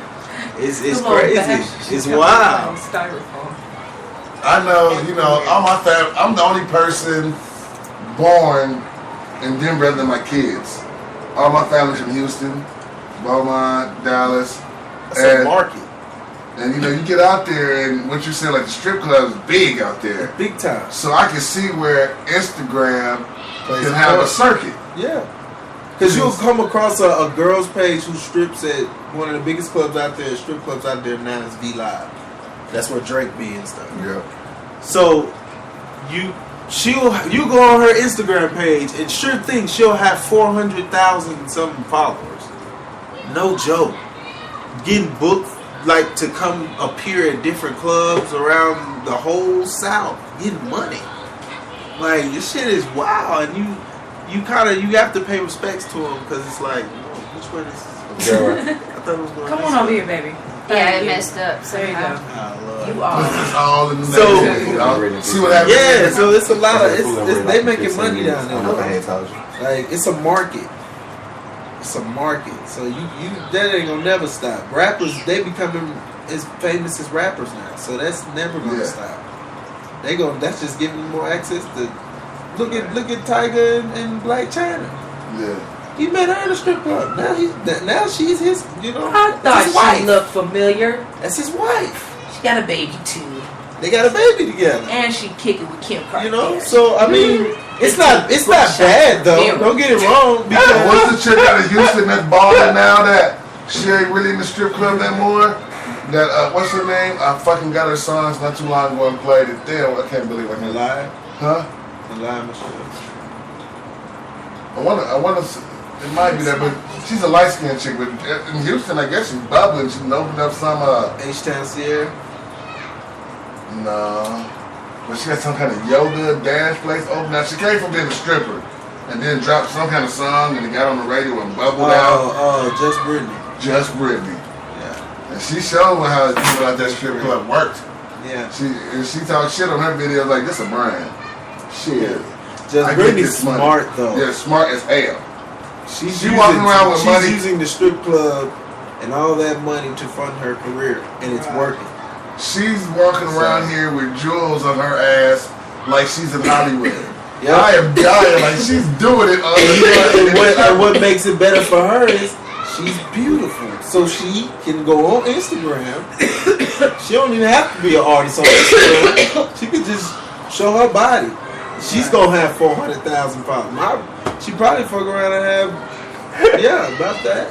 Bitch walk around with a middle of the back butt rock. Like all the ladies coming in there. Yeah. Hell of a branding. Wanna know what you can do? Like she knew what she was, like you said, she was business Like friendly. in today's age, you can brand yourself.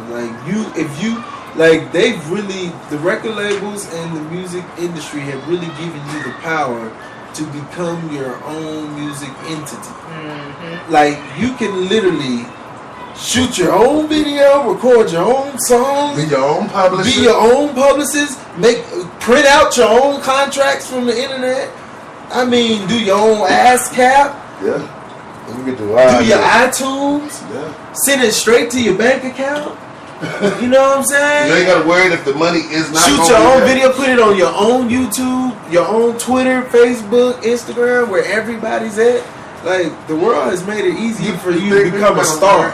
The thing people gotta learn is how to their media. Yeah, the world has made it so easy to become a star. It's like a toy now. People are just playing with it.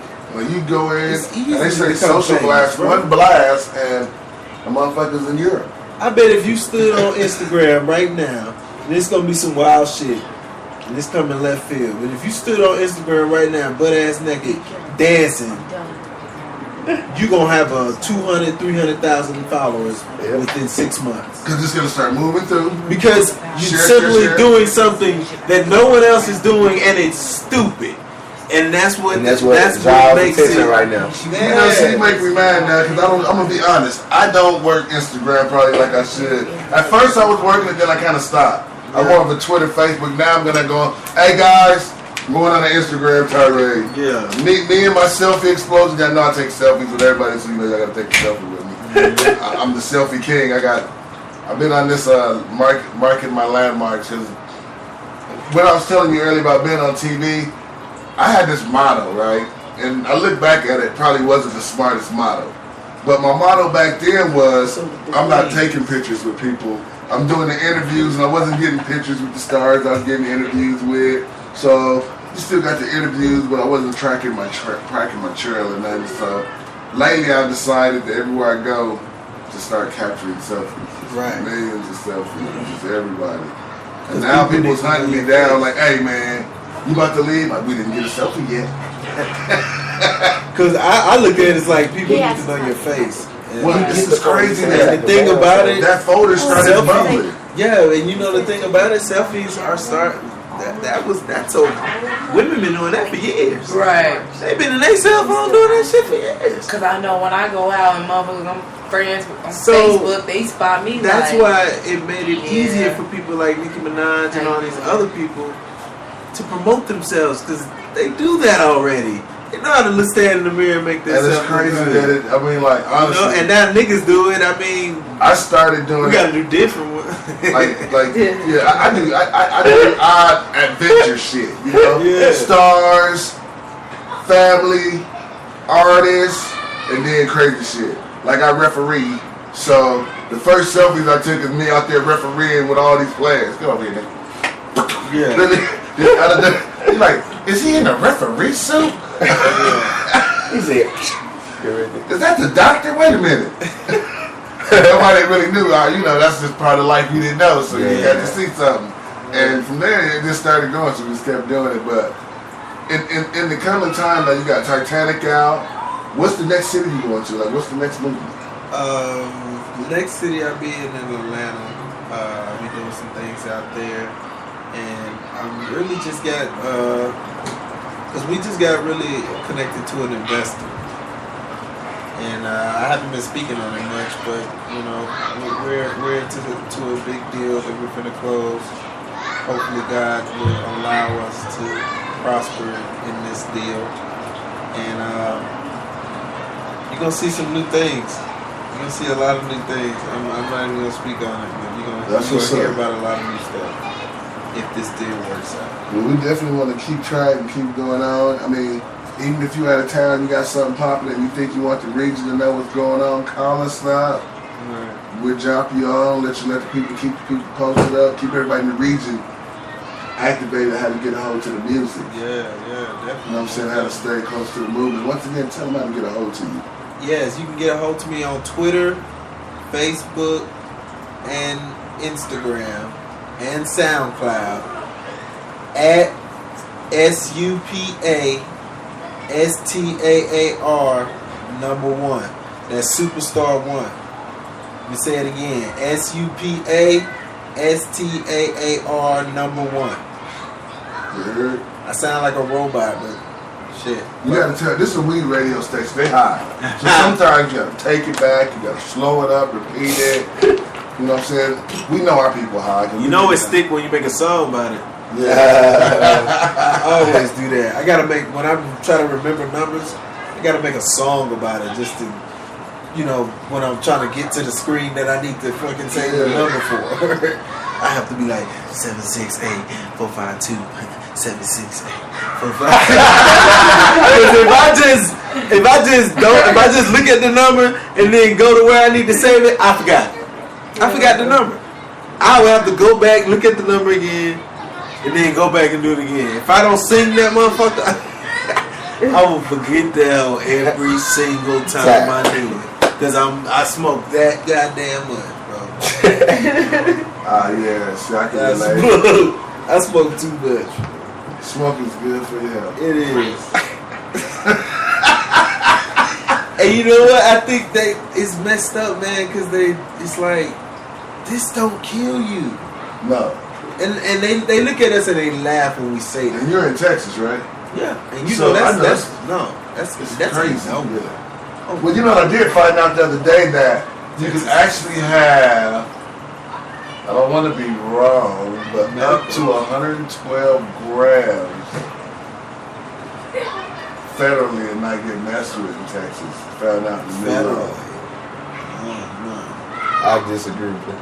No, we just had a guy, one of our activists down there, now he just posted it like yesterday, because he was amazed. One of the activists out there told him a new law, and it's something about how many grams you can have. I don't know if it's on a medical level, but I know Texas doesn't have medical, so it has to be something on the law. But there's so much of a limit now that you can have on you, and it's up to the discretion of the cop.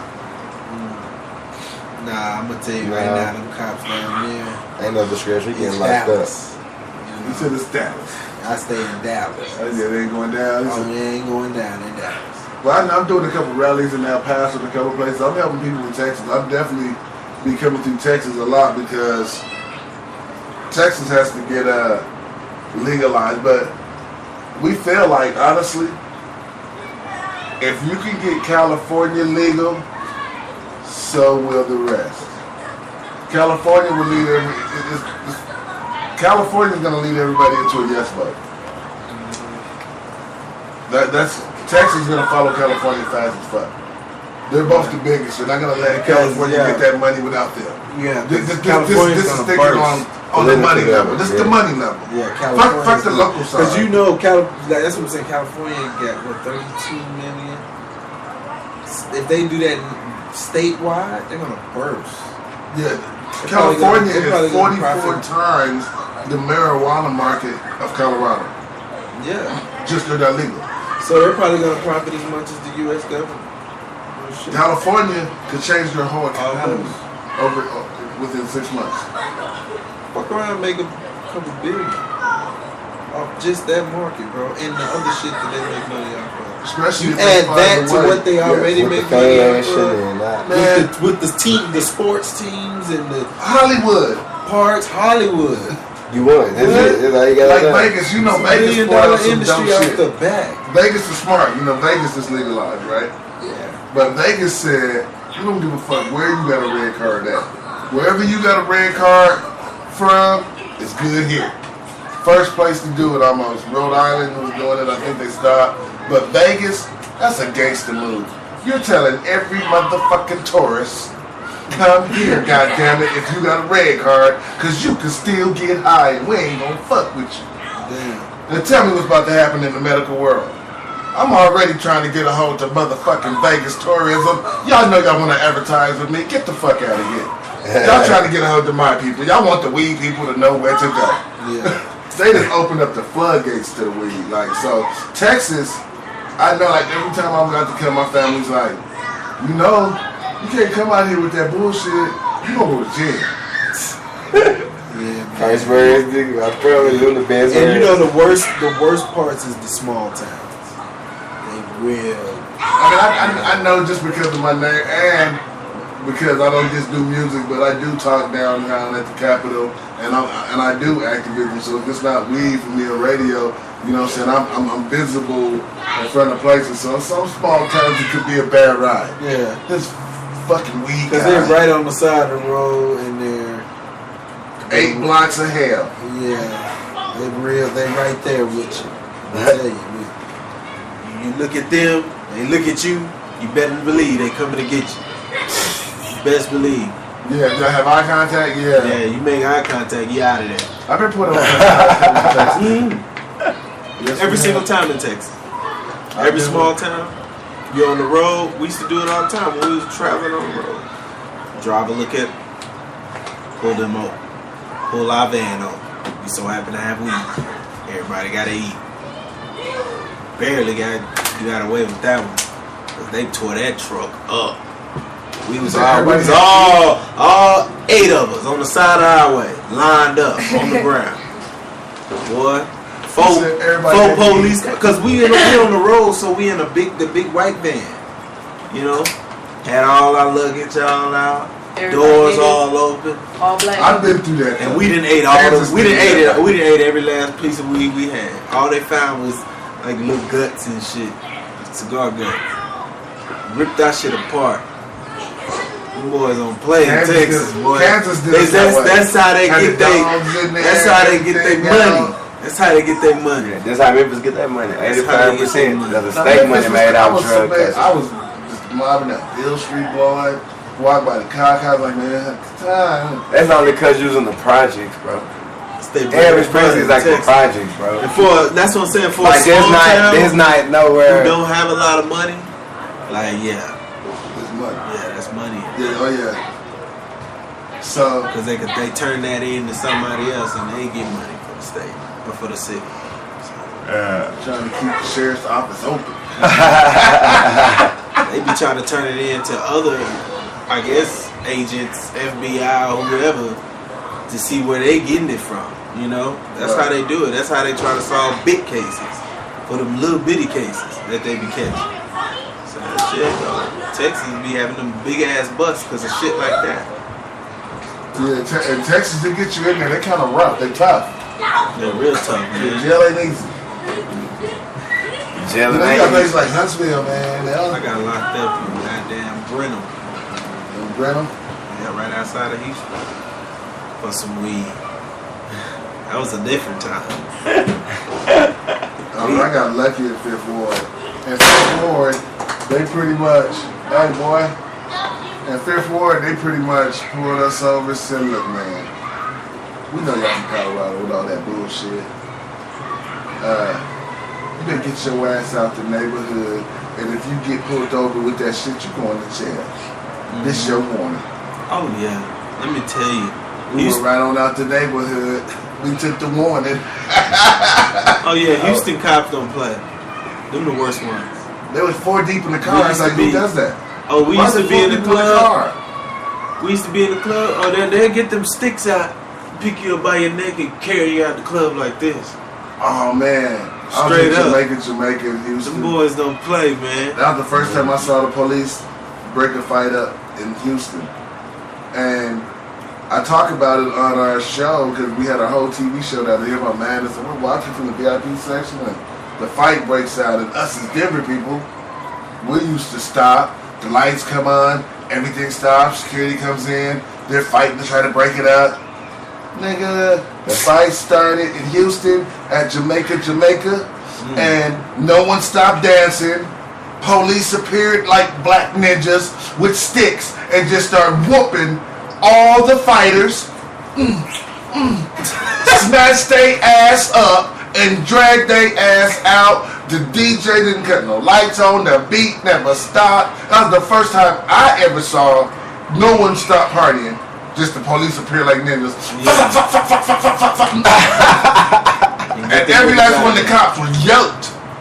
Yep. Fight stops. Only time it stops is if the music stops is if it's a big fight. It gotta be a brawl. It gotta be like a little brawl. Cause that happened when we was at PV, Prairie View. Yeah. That's where I went, and then, you know, when fights break out, it was just like that. That's what we knew. You know, you fight as a little fight, the music's not stopping. The law's just gonna come pick y'all up, beat y'all ass, take y'all outside, y'all not coming back in. And then, you know, if it's a big brawl, that's when the music will stop. Then they'll try to play some slow music. Try to play some old school church music. So you know, DJs I go to a country song on you.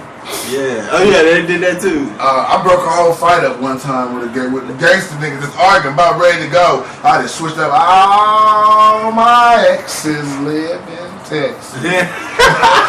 Motherfuckers look back at me like, what the fuck is he? Niggas didn't remember they was arguing. Nigga, that's George Strait. I used that in the middle of a sports bar DJ. Just broke the motherfuckers right up. I would have been like, what? Everybody just stop and look. It's a hell of a I don't know. I've been blessed to go on the road and not have that. I never really came across violence. I do weed music. I think it was more violence within my clique than it was on the road. Right. You know, we was beating each other up and going off on each other and fighting each other. So, you know, it was like, yeah, I didn't witness a lot of that outside. I guess because we came on such a we were so humble, you know, we wasn't cocky, we didn't have a lot of jewelry, we didn't wear a lot of, we wore a lot of fancy clothes. That's what, you know, that money will do to you, but, you know, we wasn't jeweled up and nothing, you know, we was regular. We had these on, polo shirts and shit. So I don't think people saw us in a manner of, oh yeah, I'm gonna jump that nigga, I'm gonna rob that nigga. Right. You know, it's just polo. I can wear that too, you know. So we always kept it humble because we knew I'm gonna tell you, we performed in some real hood clubs. I mean, some clubs they didn't even pat you down. Niggas was just in there. Like in Louisiana, what was that? I want to say Magnolia, Louisiana. Is that right? Yeah. Magnolia, Louisiana, yeah.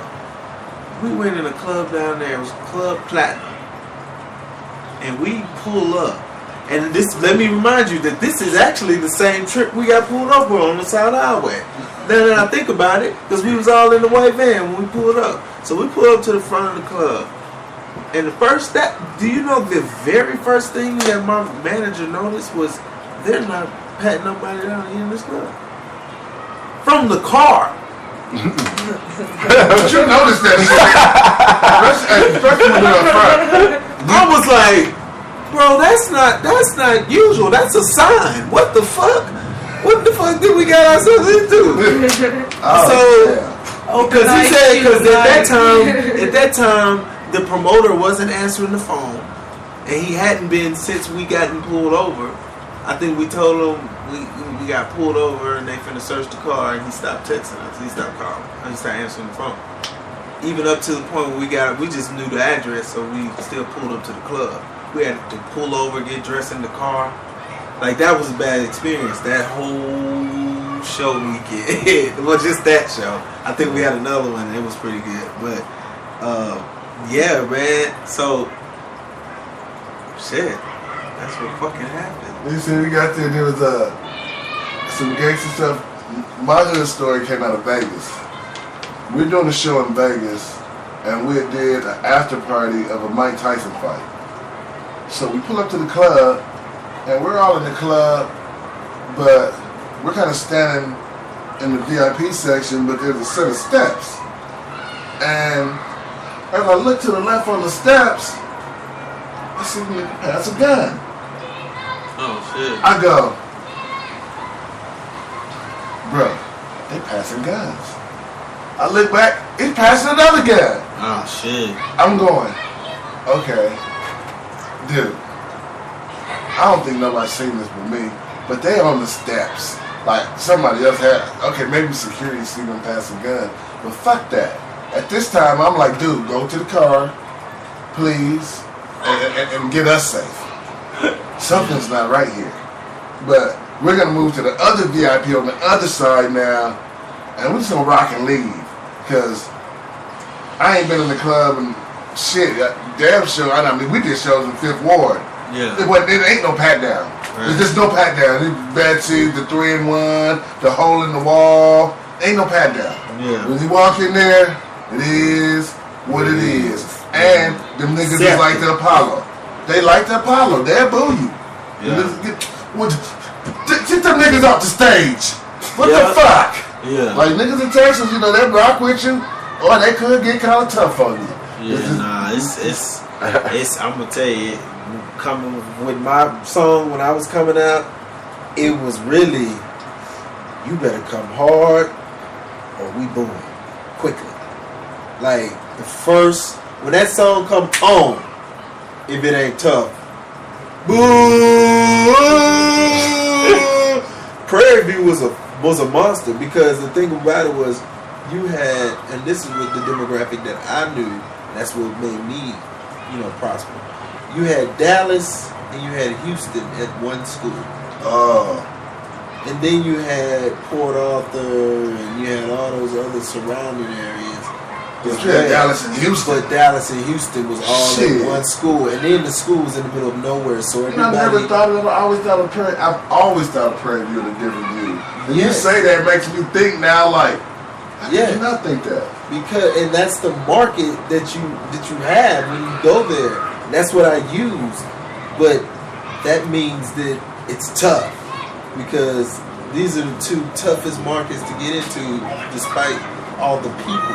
Like, the people there that are from those places, the city.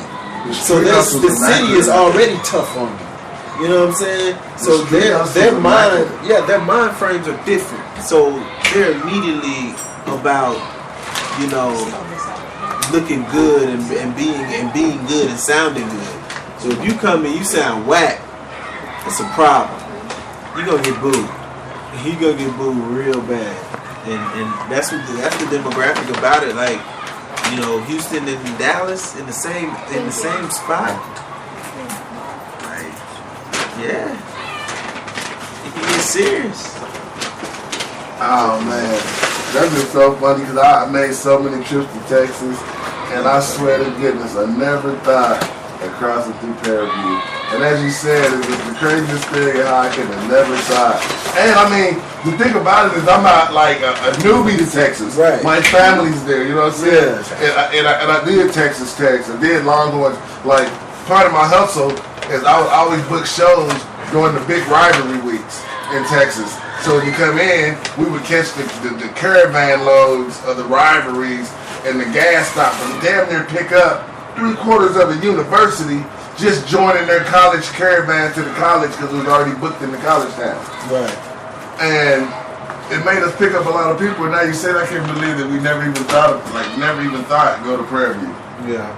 That's crazy. And this Texas Tech was always good to us. The Longhorns was always good to us. But Prairie View isn't a location where you can see it was good for either way to go to. Because a lot of people came out here. Yeah. Me, DeRoe, not the Stanky Lad, Party Boys, Kurt Cobain, DJ Chose, Frankie. I don't know if y'all remember them. What's the other one? It's a couple of them. A lot of Dallas artists. With the Frankie, when they was paper chasing. And not Fat Pimp was at TSU, but that was like an hour away. That was down Third Ward.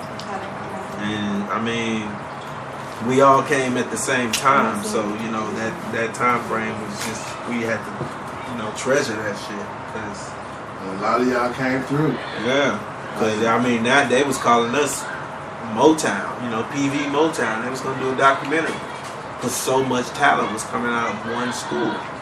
There's so many names. I never realized all y'all came out of that one school. That is it's so many more. That's more talent. Like on a big pick, y'all have more talent come out of one school than Colorado hip hop is produced. Period. No, we have that's crazy. You know what I'm saying? Like, no, it's not like nobody's made it on the Colorado hip hop level, but one school in Texas put that many artists on a national level. It's crazy. It's super crazy. And that's what I tell people all the time, man. We shouldn't have took advantage of that shit. Seems like we did. We could have turned that into a monster, some label or something. Yeah. Oh man. We could have turned that into the opportunities people miss until they gone. But you think of that, like, yeah, you think about it, but I mean, when you still got the gift, you still got the hunger. Yeah. And like you said, now I know how to get the money out of it where it can't go nowhere, and I know where to take it, so you can't just take it away from me. And see, that's like me, with the group, the 17 rappers, and then when we kind of all disbanded, I went solo. It was the whole thing, and now, how do you recreate? Like, I purposely changed my name just because I didn't want nobody to know. I went underground for a minute and then changed my name, so it was at least 5 years before people started realizing, because I had braids, not a long beard. I came back with this long beard, dreads, and people was looking like, it took about 5 years for people to realize this was Mr. Doughboy from Hilltop Click, but I was Dr. Kush. And what it proved to me is that I could rebuild a brand and be just as powerful, if not as powerful, as what I was as Hilltop Click. And at this moment, honestly, I am way farther than I ever was as the Click, because I found a way to not only get me paid with my music, but now I'm speaking at events and getting on the roster on that side of the money, where you getting that talking money, and talking money is good money. And it's easy to talk over having to hold down an hour engagement. Sweat for a minute. You just want me to talk for 15 minutes? You're gonna get me in here for 30 minutes? The team's there. Adam, you know what I'm saying? I'm gonna book me in 3 other clubs around the city and get money. Like, I'm gonna get the night money if I can find some day money. And I can see, like, coming out of a school like that, I would still shoot that documentary. Fuck that. That's something I think that's just something ain't no other university could attest that many artists in that small amount of time to come out of one school. Like, you might can say this over a period of time, but in a short amount of time, that many artists, like, it was literally what, from 2007 to 2006, wasn't it? No, I came in 2006. I ain't make Halle Berry till 2007. The end of 2007. It's all started going off. Next summer, I took over. And so funny. Oh man, as you say that, I have to go through videos on my fucking YouTube now. 'Cause I think we was in Vegas, and at my sister's house, the kitchen is better known as Club 64. It's a party house. Yeah. The kitchen goes in, and I believe when you came out with Holly Berry, they was in the kitchen and they had a dance to it, and we got that on YouTube. I believe they partying to it. They have it's a few songs on there. We posted them. I'm gonna go through it and look. If I find it and this on there, I'm gonna tag you. Please tag me in it. But Please do. I'm thinking now of that whole explosion, because that whole explosion was the era of Party Like a Rock Star and all that was yes. Yeah, we knew that. That whole era was a vibrant. The music was a club vibrant sound. Yes, it was very, very club going. Everything. And now you see why though. You got all y'all coming from the college. Y'all was turned up. Jamie Foxx even had a club hit. T.I. had a club hit at that time. Everybody had club hits. And I think, I always say this, a time frame like that, what was that during? That was 2005, 2006, 2007. It was a recovery of Katrina. Yeah. After a while, a lot of people felt like, okay, the war is over, the rain has stopped, his rain is gone. I'm tired of feeling sad. I need to party now. That's right. And I think a lot of people in America just really started turning up and really just started partying a lot. And it just so happened that our music and all those songs just came right with that time. And you know, I tell people the story right now. I was actually in the building. They said Michael Jackson started the ABC. It was called the ABC Records. He was actually the first artist, big artist actually. It was in that building. It was Sony. I was in Sony offices the same weekend I was to perform at the BET Awards 2009 when he died. And I had to go into the lobby and read it flashing across the screen. And you know, I was hearing everything because I got to perform on the red carpet. And I just kept hearing everything, how they was changing up the show and, you know, all of that. And I was just sitting back and I'm like, to experience some shit like that at the prominent time like that, with all of us, you know, hot at that moment, it will never happen again with any artist, because the best artists already left. Yeah, like the beat, you know what I'm saying? And it happened in our era. And it was just like, even it's bittersweet. It's bittersweet, but it's like, damn. We still can say, yeah, that happened when we were hot. Because I was at the top. That was Halle Berry was at the peak. It was actually number 1 on 106 in Park. That's how we got to perform to open up the show.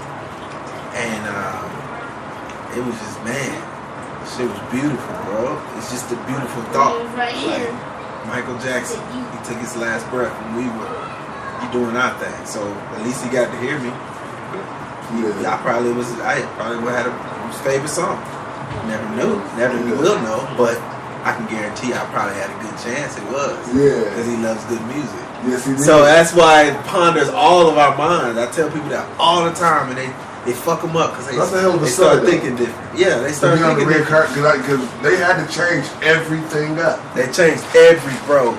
It was hell. When we got to our trailer, it was our itinerary had to be switched completely around because they were doing something totally different. So we was just like, something we were used to, we had to go back and rehearse it. We was just like, oh shit, this ain't gonna be in it. Oh damn, we ain't got this much time. Okay. It was crazy, man. They did the best they could, though. It still turned out to be a good show. It was a good show. I remember. Jamie Foxx did his thing. And I watched it that year. That's when Soulja Boy performed. That How About the Bed. Yeah, good birthdays. Yeah. I mean, because I can remember that same year, I was actually in a liquor store, ironic, getting a 6-pack, and I walk up and bam, this show the Amalam's coming out. Yeah. I think Michael Jackson might be dead. He hadn't quite died yet, but they think he's dead. And I was like, you got kind of, everybody in the liquor store just kind of stopped and everything just focused at the TV. And I looked around the room, and that was the first thing I caught was the whole motherfucking room just stopped. Every nationality. Because I was way over, I was in South Aurora. I was nowhere near the hood. This was Asians, white people, essays, me, everybody stopped and just looked. And all of a sudden conversation with, people got sad. It overwhelmed the whole building immediately. Like the tone and the mood just immediately went down. And I was like, wow. That's Mike. I feel like the effect he had. Everybody. That was music. He kept me going. I didn't know. Yeah. I didn't know. I woke up. I had to go to work the next morning, and I woke up early, and my TV was left on, and it was VH1, and they was just playing the songs like back to back to back. Like, also, I'm like, why are they playing all these songs? But they don't have like, they don't. You know how they put like the year that he was born, and then they didn't have it. They're just playing this song. So I'm like, okay. So I go to work, and then like around 2 o'clock, another coworker come, and he was like, yeah, did you hear about Michael Jackson? I'm like, no, what's wrong? I was just watching this nigga video. Right, he was like, he's dead. Shit, they got him rocking on VH1, fool. I'm like, he's dead. They was like, yeah, he's dead. Dude, and just I'm make like, you stop I said, I woke up this morning, and they was playing his videos, and I was wondering why. They was like, yeah, he's dead. I'm like, damn. That hit a little close to home. So did Whitney. Oh yeah, no, Whitney hit home. It seemed like being the radio, and then at this time it was TV. We're always caught that now when one of the stars go, it's almost like we have our own version of the tribute show. And as all these stars like Whitney and Michael and everybody's went, we like, it's like, shit, this shit getting old, man. Like these type of shows, because you know, after tragedies like Aurora, like Colorado's done had a lot. Like even around, I mean, they need weed. Weed it needed to get legal because this is a lot of people do that shit. Y'all had a lot of massive murders, you know what I'm saying? Aurora, like school shootings. We got about 4 school shootings at least in Colorado, and that's high for any state in a small amount of time. You know, like and our school shootings don't be little. Like they go 10 people die, 20 people die. They go and see it in. You know, you got who goes, you know, so music is always you get caught in covering these crazy events. And I wouldn't have known what to be around the red carpet at the Grammys and watching all this unfold. I mean, at the BETs, I probably would have been sitting there too, like. Yeah, it was that part, walking on the red carpet taking pictures. That was surreal. That's when I looked at. I was just like, damn, I made it. Like I'm on the red carpet and they just like I was like, whoa.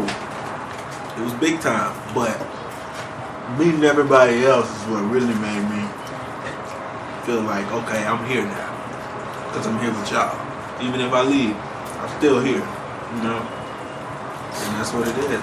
Because I've made so many connections. I've made so many connections with people. Shit, they'll know me when they see me. That's why I have my promotion. I gotta get there. I get to meet all these people. As long as I book them, I'm straight. You know what I'm saying? When I first listened to the BET Awards, the lights weren't flashing on me. But I was right there with my niggas like, oh yes, Preacher finna get ready to go. Closed session. Yeah, boy. But like you said, like met everybody, network. It was like, what? Saturation is gonna kill it though, bro. Yeah. Woo. It really is. It's gonna kill it. It's making you have to uniqueify your niche. It's making you. I'm gonna tell you. It's making some people try to be so unique because they're trying to be so different, and some of them making fools of themselves. Yes. And you know, I put a post out today on the network where I said, you know, you make music from your soul, but it takes heart to it takes heart to get out there, to get the grind, to get it heard. Right. And to keep on the daily to get out there and get it heard.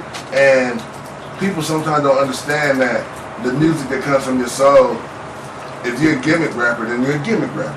And you're going to be a gimmick. And they're going to look at you, and they're going to find the gimmick in you. When you try to switch and give them you, they're still looking for the gimmick. And they're not going to buy you. They're only buying into the gimmick. Like me, a lot. I came from making street music because I was, you know, gangbanging. That's what our music was brought up on out here. But all our music was gang banging weed music. Yeah. We always talked about weed, and for me it was just a natural evolve to go from hood music to weed music. Just happy medium.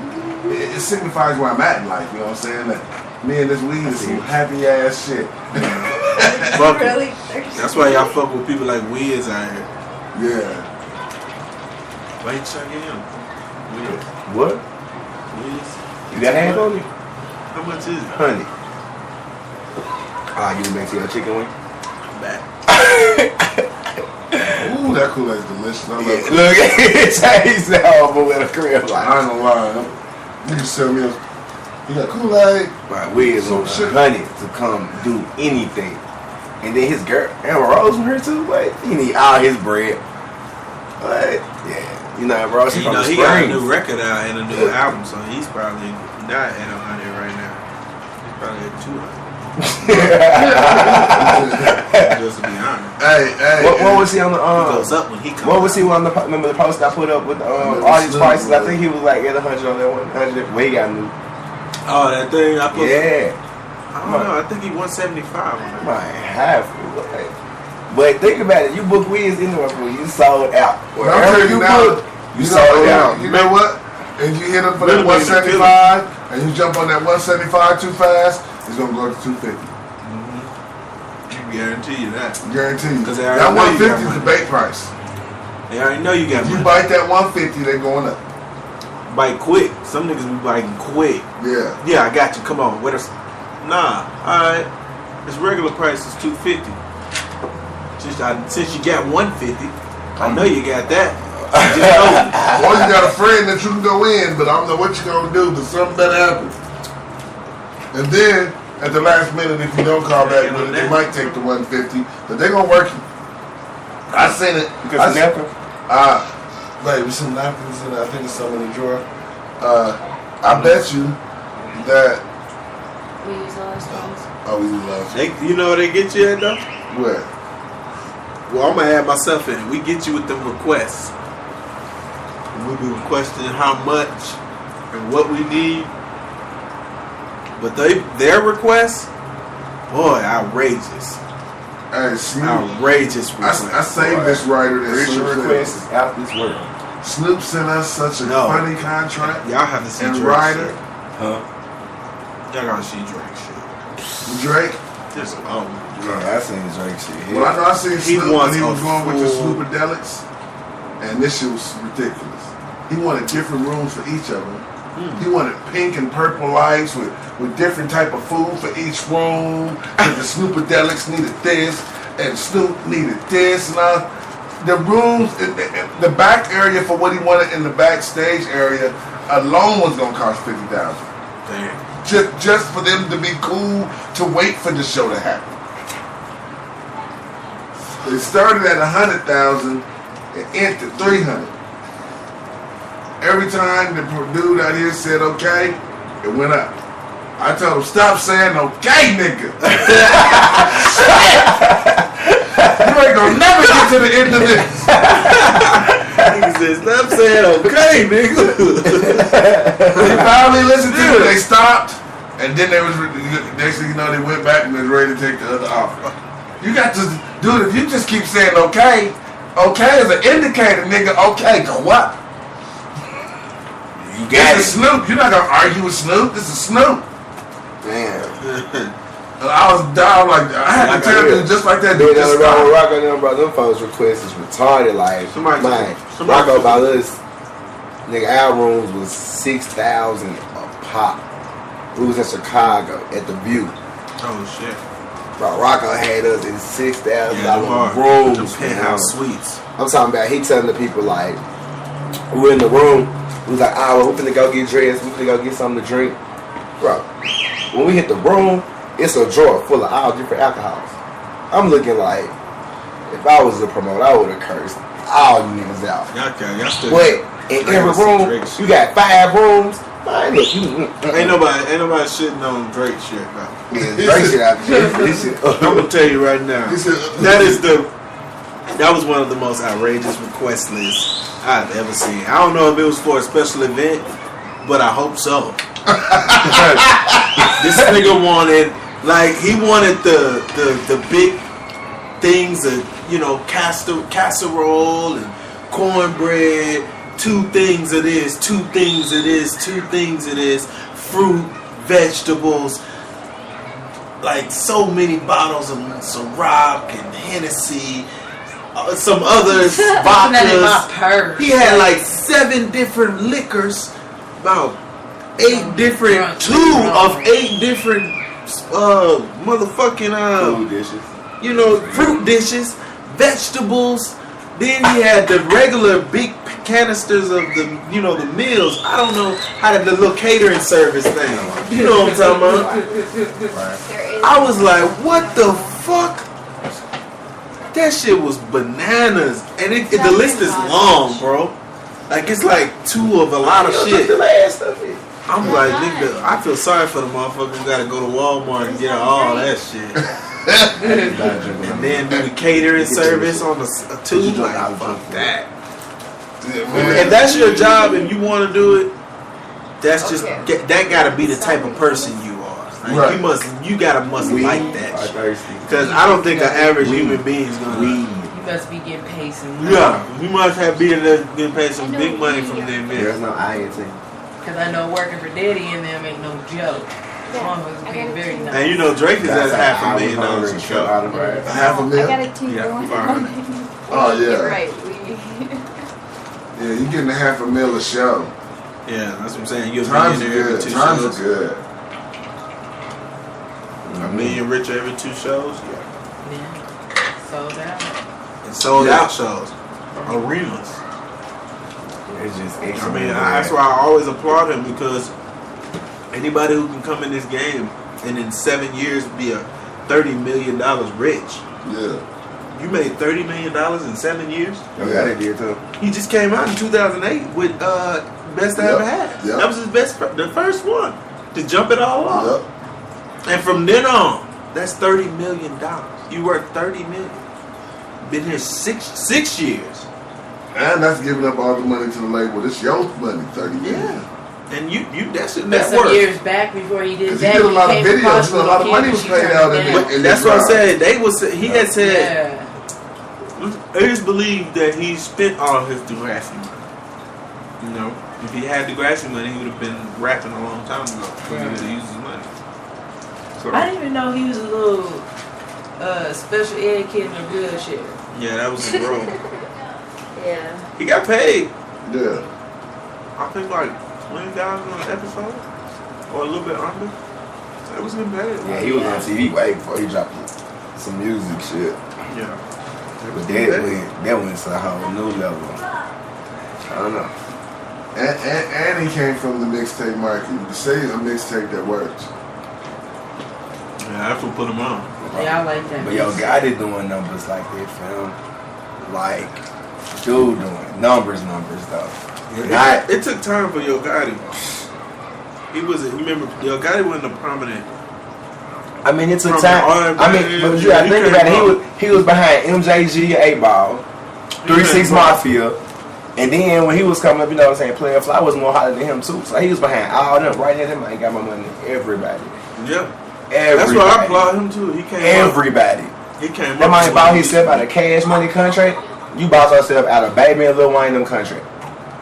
Out of Baby and Slim, you paid off the contract. That's money, bro. And then made it back the same weekend. Huh?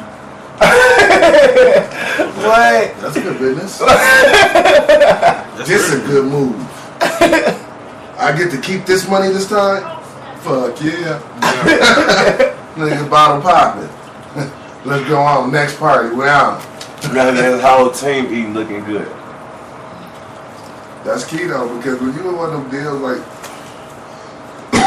you can't take care of your team because you barely taking care of yourself in a lot of those deals. That's why the independent grind became the independent grind with the internet, because like the independent grind that Master P broke open is different than the independent grind that we have now. Like I remember using it the method Master P used in getting in the states and going state to state and getting all the record stores with the stuff in there. Before you know it, you got your own distribution trail of your own. I mean, I even had Cats in Memphis with my stuff, the Cats record store. Like, and then they started pushing me in other places. Using those small distribution trails was a good look. But then the internet came out, and you start being able not to have to put the miles on your car and your body. And you could do the same type of thing just sitting at home. Because everything's on the internet. And at first they wasn't, but now, man, because if you know about getting this stuff out your region, you'll move. And I'm gonna tell you, I think the solution to that is before the internet, people didn't know where everybody was at. Right. They didn't know they was at work, the store, this, that. The internet came. Now you can tell everybody where you at. So now you can just get on Twitter. Oh, I know where you. I know what all y'all doing. Hell no. I go on Facebook. I know where all y'all at. I know who all is married. The internet is how we found out. Yeah, the internet's how I promoted. The internet's how we got it. The internet's how, and this is and how the youngsters brought it. Yeah, the youngsters brought Holly Berry in. It wasn't a DJ. It was the youngster coming in, like you said. Check out this track. That's the people who blew us up. The youngsters and people my age. Trying people that all those Soulja Boy with that dance on. And that's when we started Boogie. Kids. Dallas Boogie. That's what made us popular. I would do it all night on stage during the song. Get way more fans. That's how I got more shows. People saw I was an entertainer, so let's book him somewhere else. Let's book you in this and here and here. Let's go. Rock and roll. I think the most I was making off shows was at that time when I was at the BT Awards. I made $4,000 a show. I was going 4,000. That's about it. I could have seen more, but it's not God's plan. It wasn't, and I'm glad it was. Like tenfold. Yeah. You look up and have one of them drink riders. I need juju beans, waffle chips. I want Krispy Kreme from Memphis. From Memphis, nigga. The blue light better be on when you pick them up. And they better send me one when you get back here. Y'all are hot ass man. Look, man, you see me with a rider, I'll be like, I need some smothered burritos, Santiago's. I need some tacos, homemade. I need a video of the kitchen it was cooked in. I need you to FaceTime me when you're cooking it. Send me a drop. Nigga be like, look, bro, you stay where you at. And you got people doing all that. Here's the ingredients for the tacos. I need them cooked this way. Hell nah. Now I already got the grease boiling for you. They be like, these motherfuckers. My shit will be a Mexican fiesta though. I want enchiladas. With a side of chicken enchiladas wings. instead. Chicken. You got chicken and waffles. I got chicken and tacos. If I had a Drake roster, man, it'd be straight hood food. That's all I know. My break. I need some cornbread. Yeah, I always have plans on taking a risk. When I get one, I'm gonna take one risk when I get my shit together. If I get a lot of money, my only risk, I'm gonna get a buffet soul food restaurant. I'm turn it to a buffet. Texas is famous, but it's not just gonna be a big buffet. I mean, it's not gonna be a small buffet. It's gonna be big. Like, I'm gonna put money into it. My name is Dallas and I've never even been there.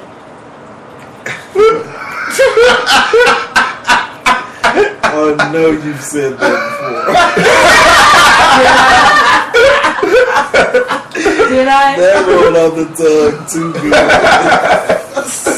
Somebody's not. No, you said that before.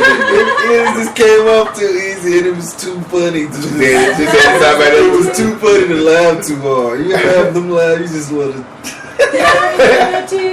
You want to write it in a script and put it in a show or When did I say that to you? You said it somewhere. You said that somewhere. That's one of your lines. Yeah. No, not really. Not really. That's in your arsenal. It's one of your lines. You told somebody from Texas that before. Before I've never been there before. You need to go. Why? Because it's fun. I watched the first 48. I know how you do it. I watch Memphis and I watch. The answer is no. Hey, I'm gonna tell you right now. I'm gonna tell you right now. I was watching First 48 one day, chilling in my crib in Dallas, in the middle of Dallas, and I'm sitting there, and the first case come on, case from Dallas. So I watch it. You knew that nigga, didn't And then you know the very next case came on, and it was from Dallas. I had to just throw the remote. I was like, "Are you serious? I'm in the very vicinity that this shit is happening, and this is some dirty shit." Bro, I swear to God, First 48 will make you. If you could be the hardest nigga in the world. It don't matter how hard you is. It'll make you second guess about going out some nights. Hell yeah. It really would. If something is in the air, if it's just too hype, you need to probably stay in. Because you gonna go to the club and people do it. It happens all the time in Texas and in especially Dallas. You can die and it won't even be your fault. But you know, I don't even know if I want to be at home because I done seen some cases. Somebody can bump into busted in their house and they done got. Somebody can bump into you, and you can start a little whatever with them, and they gonna see you outside. That fast. It's that fast. Because they're drunk. Dallas has this ego. So that's why I learned. It's just like, on the road, real nice. fuck you. And you know, if you pay attention, like, excuse me, I keep all kinds of stuff. I know how they do on the road because sometimes it's a mode of they don't know you, and if you say something, now I'm gonna know you. Yeah, and if you notice, they've always been like that ever since the '60s and JFK. Yeah. I've been here. They've always been real aggressive. Dallas, you know, every time people. I hate Dallas. I hate coming to because Dallas is aggressive. That's why they call it dirty, dirty from Dallas. The Oak Cliff, yeah, they rough. That's why Houston, they're more laid back. They're more chill, slow. You gotta get down in That's why they don't mess. You gotta get down in the wards. I don't like my name at all. all. Like when you get down in the wards in Houston, then you gotta pay attention. Them little kids will fuck you up. It can get them little kids like. I was amazed at the 6-7-year-olds in Houston. Man, I used to hold too. Wherever they shoot the first 48 at, I'm cool on. She said, I'm real cool shit. now. I'm dead serious. Wherever, and you know, this was the crazy part. When we were apartment searching one time, me and my girl, we were looking for an apartment, and we stumbled up on some apartments that actually was on the first 48. And I tell you, we didn't even know it because we looked at the apartments, we left, and I think that's one of our shows we be watching. And I think it was a week later we was watching it and seen it. And we was just like, ain't this a bitch? That's the same goddamn apartments we've been talking to the lady about. At least y'all got runaway spots, man. And we was just like, at least we can run to the upper class of Houston. There's no good neighborhood. Like people might tell you it's a good neighborhood in Memphis, bro. Niggas. At least people can run. Like at least if I'm in Dallas, I can run to the top half of Houston, or it's big enough to maybe shy away from it. Bro, you stuck. You come to Memphis, you ratchet all around the board. You might go to a good house. You know what I'm saying? But you ratchet all around the board. Carterville, Germantown, shootings, robberies. That's what we rob people that they can't be robbed. So imagine how the hood is.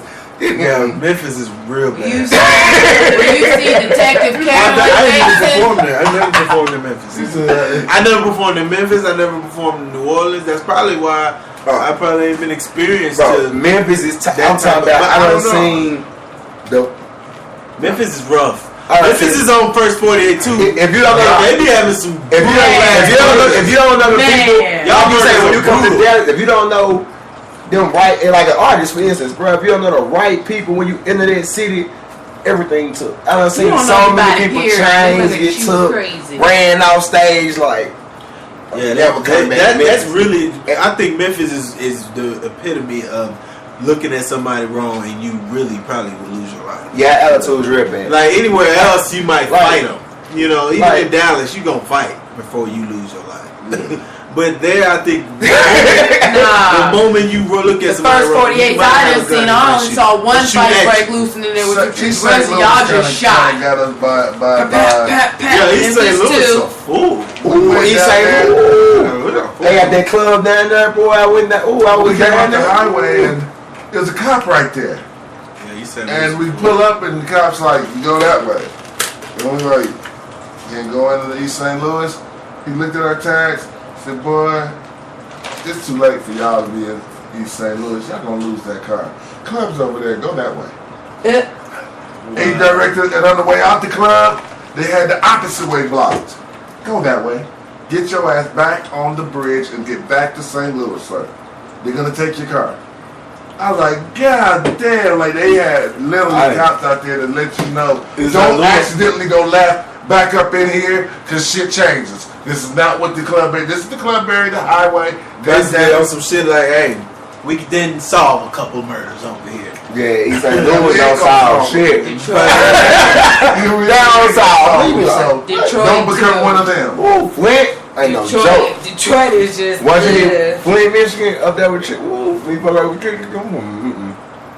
I ain't never been that far. I got cousins that live right in. See, that's why I said I was a promoter, bro. I've been to Brooklyn, though. I get to meet all these people because I'm a promoter. So I get to just go. So I meet everybody I need to meet. So when it's time, I be like, look, bro, or trick to me. I tell that man, look, tell his camp, I'm finna hit the city. Miami, that fuck Bean that. Project, whatever it's called. My brother, hey, call them, bro. I ain't coming there just on some strange shit. You got to, bro. These certain places just ain't safe. I don't care how big your name is. I don't care how many people you think you know. If you don't know the motherfuckers who stay there every day, who got clout, you getting took for something. Can't nobody save you. You look up niggas' chains on internet. Niggas back in blogs. This nigga chain fake. Like, that, how they get the nigga chain? Go look at another video. They all took it in the club. You like, what the fuck? Like what happened to Messi? It was great. I'm telling you. I tell my, hey bro, fill up our gas tank all the way. Messi Marv? Yeah. Oh man, Messi Marv and Reno had a bad ride. In Reno, I guess they paid Messi in advance, went to the mall, got him some beer, and I guess he got him some cocaine. Got the partying in the room. When they came to pick him up for the show, he wasn't answering the door. He missed the show, had them niggas money. Them niggas came back in, paid motherfucking the door dude, the clerk dude to open the door. Opened the door, went in there, took the video camera, whooped his ass on the video, took his chain, like knocked him out, just whooped his ass, took the chain, exposed him, and just bounced out. And took his watch, everything, YouTube, his watch out, all that. Took all his jewelry, their money back that he had, and just put his ass on blast. They have when you do fuck shit though. Damn. Getting out there playing with cocaine. Hey, did we not read Rick James's journal? Cocaine is a hell of a drug. Cocaine is a hell of a drug. You see what happened to your boy? Who was at the Temptations talking about? Yeah. He has 2 tickets to the show. He said that shit was yesterday. He said, oh, well, shit, I guess I won't be going then. Missed another show. You know you missed another show, nigga. Ain't you an entertainer? I'm going to He a said show. that You forgot you were an entertainer, goddammit. And the Temptations. You know you got shows. Who don't know they got shows? That boy was stupid. That nigga must have rolled out on stage. He said, ladies and gentlemen, That boy showed them stupid hat. Changed the whole name of the group. I was gonna do that before me. Right, find a podcast. And the Temptations, the whole thing. Said, what? Lost my life that way. But you know, I look at it though. You know, I did get the blessing of doing two road trips with Club Nouveau way back in the day. So I did get to see the back end of the road when you got a top 10 hit and you moving around. Bobby Brown on tour, Surface, the System, and Bobby had Tenderoni and all that out, and you'd be amazed who's waiting at the back door. It's some motherfuckers waiting on you. Anything you need at that back door. If you weak, they gonna get you. Somebody gonna get you. You weak, they gonna sell it to you. And that's why I feel like I want to choose the route, the arena route. rather the club rap. Right. I want to perform in arenas rather than do clubs. I'm not saying I'm scared. I'm choosing whoever drop the bread. Cause I'm gonna call the right niggas in the right cities. Whenever I find out that's where I'm going. Hey, what you did last week? Who you talk to? Oh, don't get me wrong. I performed in an all gay club for a whole bunch of money. You said for a whole bunch of money. Well, and then when I walked up to the show, my manager gonna come at me, turn around, talking about some. Yeah, man. Yeah, so they want you to dance a little bit on stage. I said, what? Yeah. So what you mean dance? At that time, remember I told you I was boogie and I was doing the Dallas Boogie. That's what he was talking about. They want you to Dallas Boogie when you perform Halle Berry. I was like, boy, get your ass on somewhere. And he's like, nah, bro. See, it's for an extra $400 though. I was like, damn. I'm in the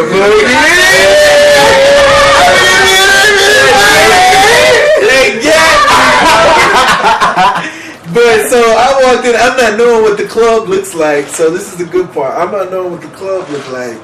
So I walked through like this door. And mind you, it was like 7 of us at that time. And all my friends, I had to like do a preach to them like, oh, y'all don't want to come in the club with me?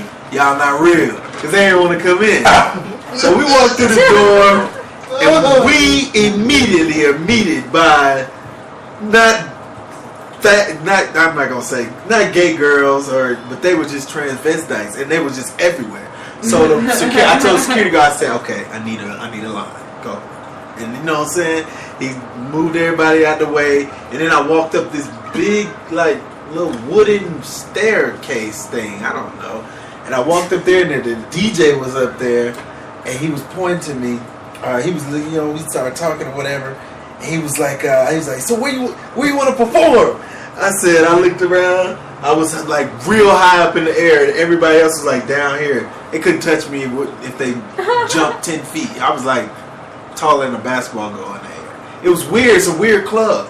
And so he asked me where I want to perform, and I looked around, and I'm like, I don't know, shit, right here. He's like, oh, because we got a stage over there.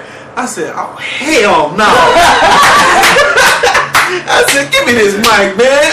I'm finna hit this hoe for an extra $400. Damn, I'm not going up there. I gotta walk through. And really, my club is like this packed with all kinds of gay men, gay women, transvestites, dykes, whatever you want to call them. It's everywhere. All of them. Packed like this, bro.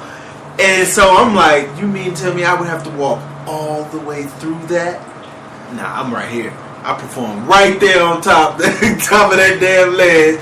DJ right here. I hit, did my little dance and got the fuck up out of there. My friends were, by the time I finished performing, my friends already out. I said, man, y'all some hoe ass niggas, man. And they made me and my manager and the security guard walk out the door. It wasn't a long walk, as you said, I told you earlier, but it was just, we just slid on up out of there, got our money, bro. Like we had it first, but I was just like, I'm glad that's over, man. Oh, that's a story, man. I love telling that story, man. Cause that shit is wild, man. I just don't. We gotta walk way up there. Oh, hell no. Hell no, man. I tell the nigga, hell no. He trying to convince me. I'm already doing the dance for $400 more, man. No, extra 400. Damn, I think I got what? 20 something? No, 2,000. I think I got 2,000 that show, and then I got the extra 400. So I was like, yeah, let's do it. Yeah, cause my phone did, so. Alright, y'all, so what I'm about to do, because we got a great ass show, we got some dope ass info. We got comedy. Comedy. Once again, tell them how to get a hold of you, Superstar. SUPASTAAR, the #1 on Twitter, Instagram, Facebook, SoundCloud. Check me out, man. Let's get it. Superstar 1. Free Band Bank Teller, Instagram, Free Band Bank Teller, free, FREE, Bands, VAND, with a Z on it. Bank teller, all one word. Instagram, Twitter, all booking. Just hit me up. Number 404-670-6079. One Blunt Radio. We out of here. We out of here, y'all. So you know how we get down. Roll a joint, fill a blunt, dab a time of 2 or 3. Roll up. And do something for somebody other than your goddamn self. SOS. Smoke one, son. We out of here. Honey cake. In my zone, I'm too fucked up.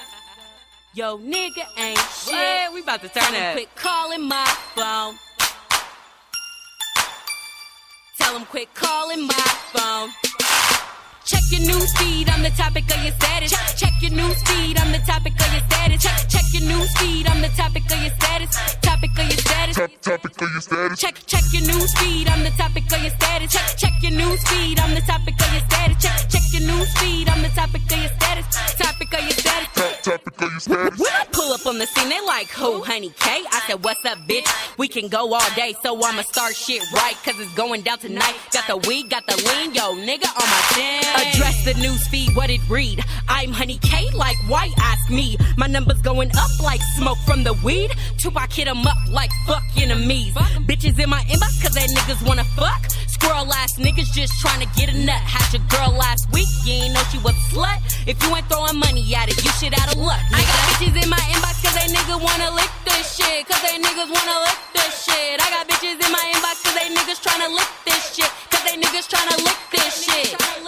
Check your news feed, I'm the topic of your status. Check your news feed, I'm the topic of your status. Check your news feed, I'm the topic of your status. Topic of your status. Topic of your status. Check your news feed, I'm the topic of your status. Check your news feed, I'm the topic of your status. Check your news feed, I'm the topic of your status. Topic of your status.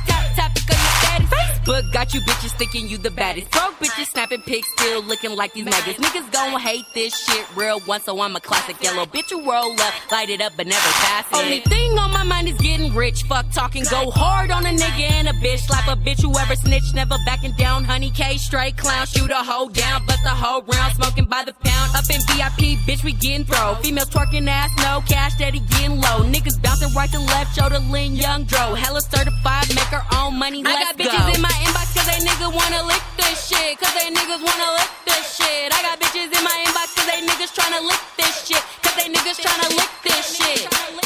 Check your news feed, I'm the topic of your status. Check your news feed, I'm the topic of your status. Check your news feed, I'm the topic of your status. Topic of your status. Topic of your status. Check your news feed, I'm the topic of your status. Check your news feed, I'm the topic of your status. Check your news feed, I'm the topic of your status. Topic of your status. Topic of your status. Too fucked up. Better check your news feed. I'm the topic of your status. Honey K, Houston. Thank you.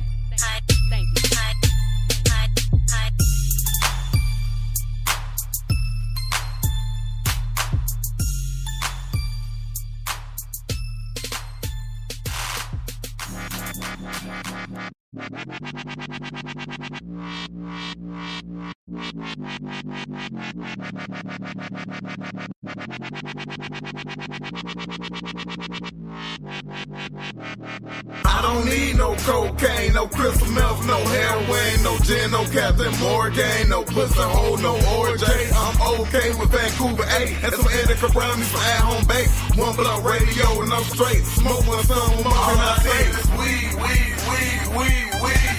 All I need is weed. All I need is weed. All I need is weed. So you can have that other shit that's fun. Hey, look, I don't need no cancer stick, no oxycontin, you can have it. I'm breathing out so much smoke, niggas think that I'm half dragging. Why you on that crystal, nigga? Why you on that tipper, nigga? Before I go that far again, I'll get back on that liquor, nigga. I done drove the country, then flown the globe. Pop 20 packs and snow the O's. Went to jail, got out the army. These days give a nigga pistol blow, and I'm okay with Vancouver 8, Island Skunk, Cherry AK, Green Crack, White Widow. Throw a peace sign if you can't relate. It's a little Korean girl throwing up peace right now, and I know I hurt you. Why? Cause nigga, you hood as fuck. But nigga, I'm universal. Listen to good music, who we? Dab in the motherfucking dude he. Wrote a song, I heard it, and now I got an ashtray just for my doobies. Sugar haze, lemon haze, Durban poison, that shit's okay. But that Pineapple Express and that Blueberry Diesel be banging my brain. Smoke some Katama, high CBD, that shit there be killing my pain. So don't come to me talking about no pills, all I need is Mary Jane. I don't need no cocaine, no crystal meth, no heroin, no gin, no Captain Morgan, no pussy hole, no OJ. I'm okay with Vancouver A, and some indica brownies for at-home bake. One blunt radio and I'm straight, smoke one some more. All I need is weed, weed, weed, weed, weed. All I need is weed, weed, weed, weed, weed. All I need is weed, weed, weed, weed, weed. All I need is weed, so you can have that other shit, that's something I don't need. All I need is weed, wax, and some tasty edible. A little wordplay, smoky smoke, spaced out high decibels, banging out the back like a migraine. Doc said I'm insane. Want me on perks and bucks, that's really fucked, man. Half a bottle kick a nightmare in his ass, man. Candy cause I don't get along with the monsters, oh what a rush. Put you on the track like some Girl Scout cookies. For what? When I'm like the medicine man, no rookies. I gather pictures of my smoke mix fire. Sticky in my spot, sweet married girl I desire. All I need is weed, weed, weed. I don't need no cocaine, no crystal meth, no heroin, no gin, no Captain Morgan, no pussy hole, no OJ. I'm okay with Vancouver A, and some indica brownies for at-home bake. One blunt radio and I'm straight, smoke one some more. All I need is weed, weed, weed, weed, weed. All I need is weed, weed, weed, weed, weed. All I need is weed, weed.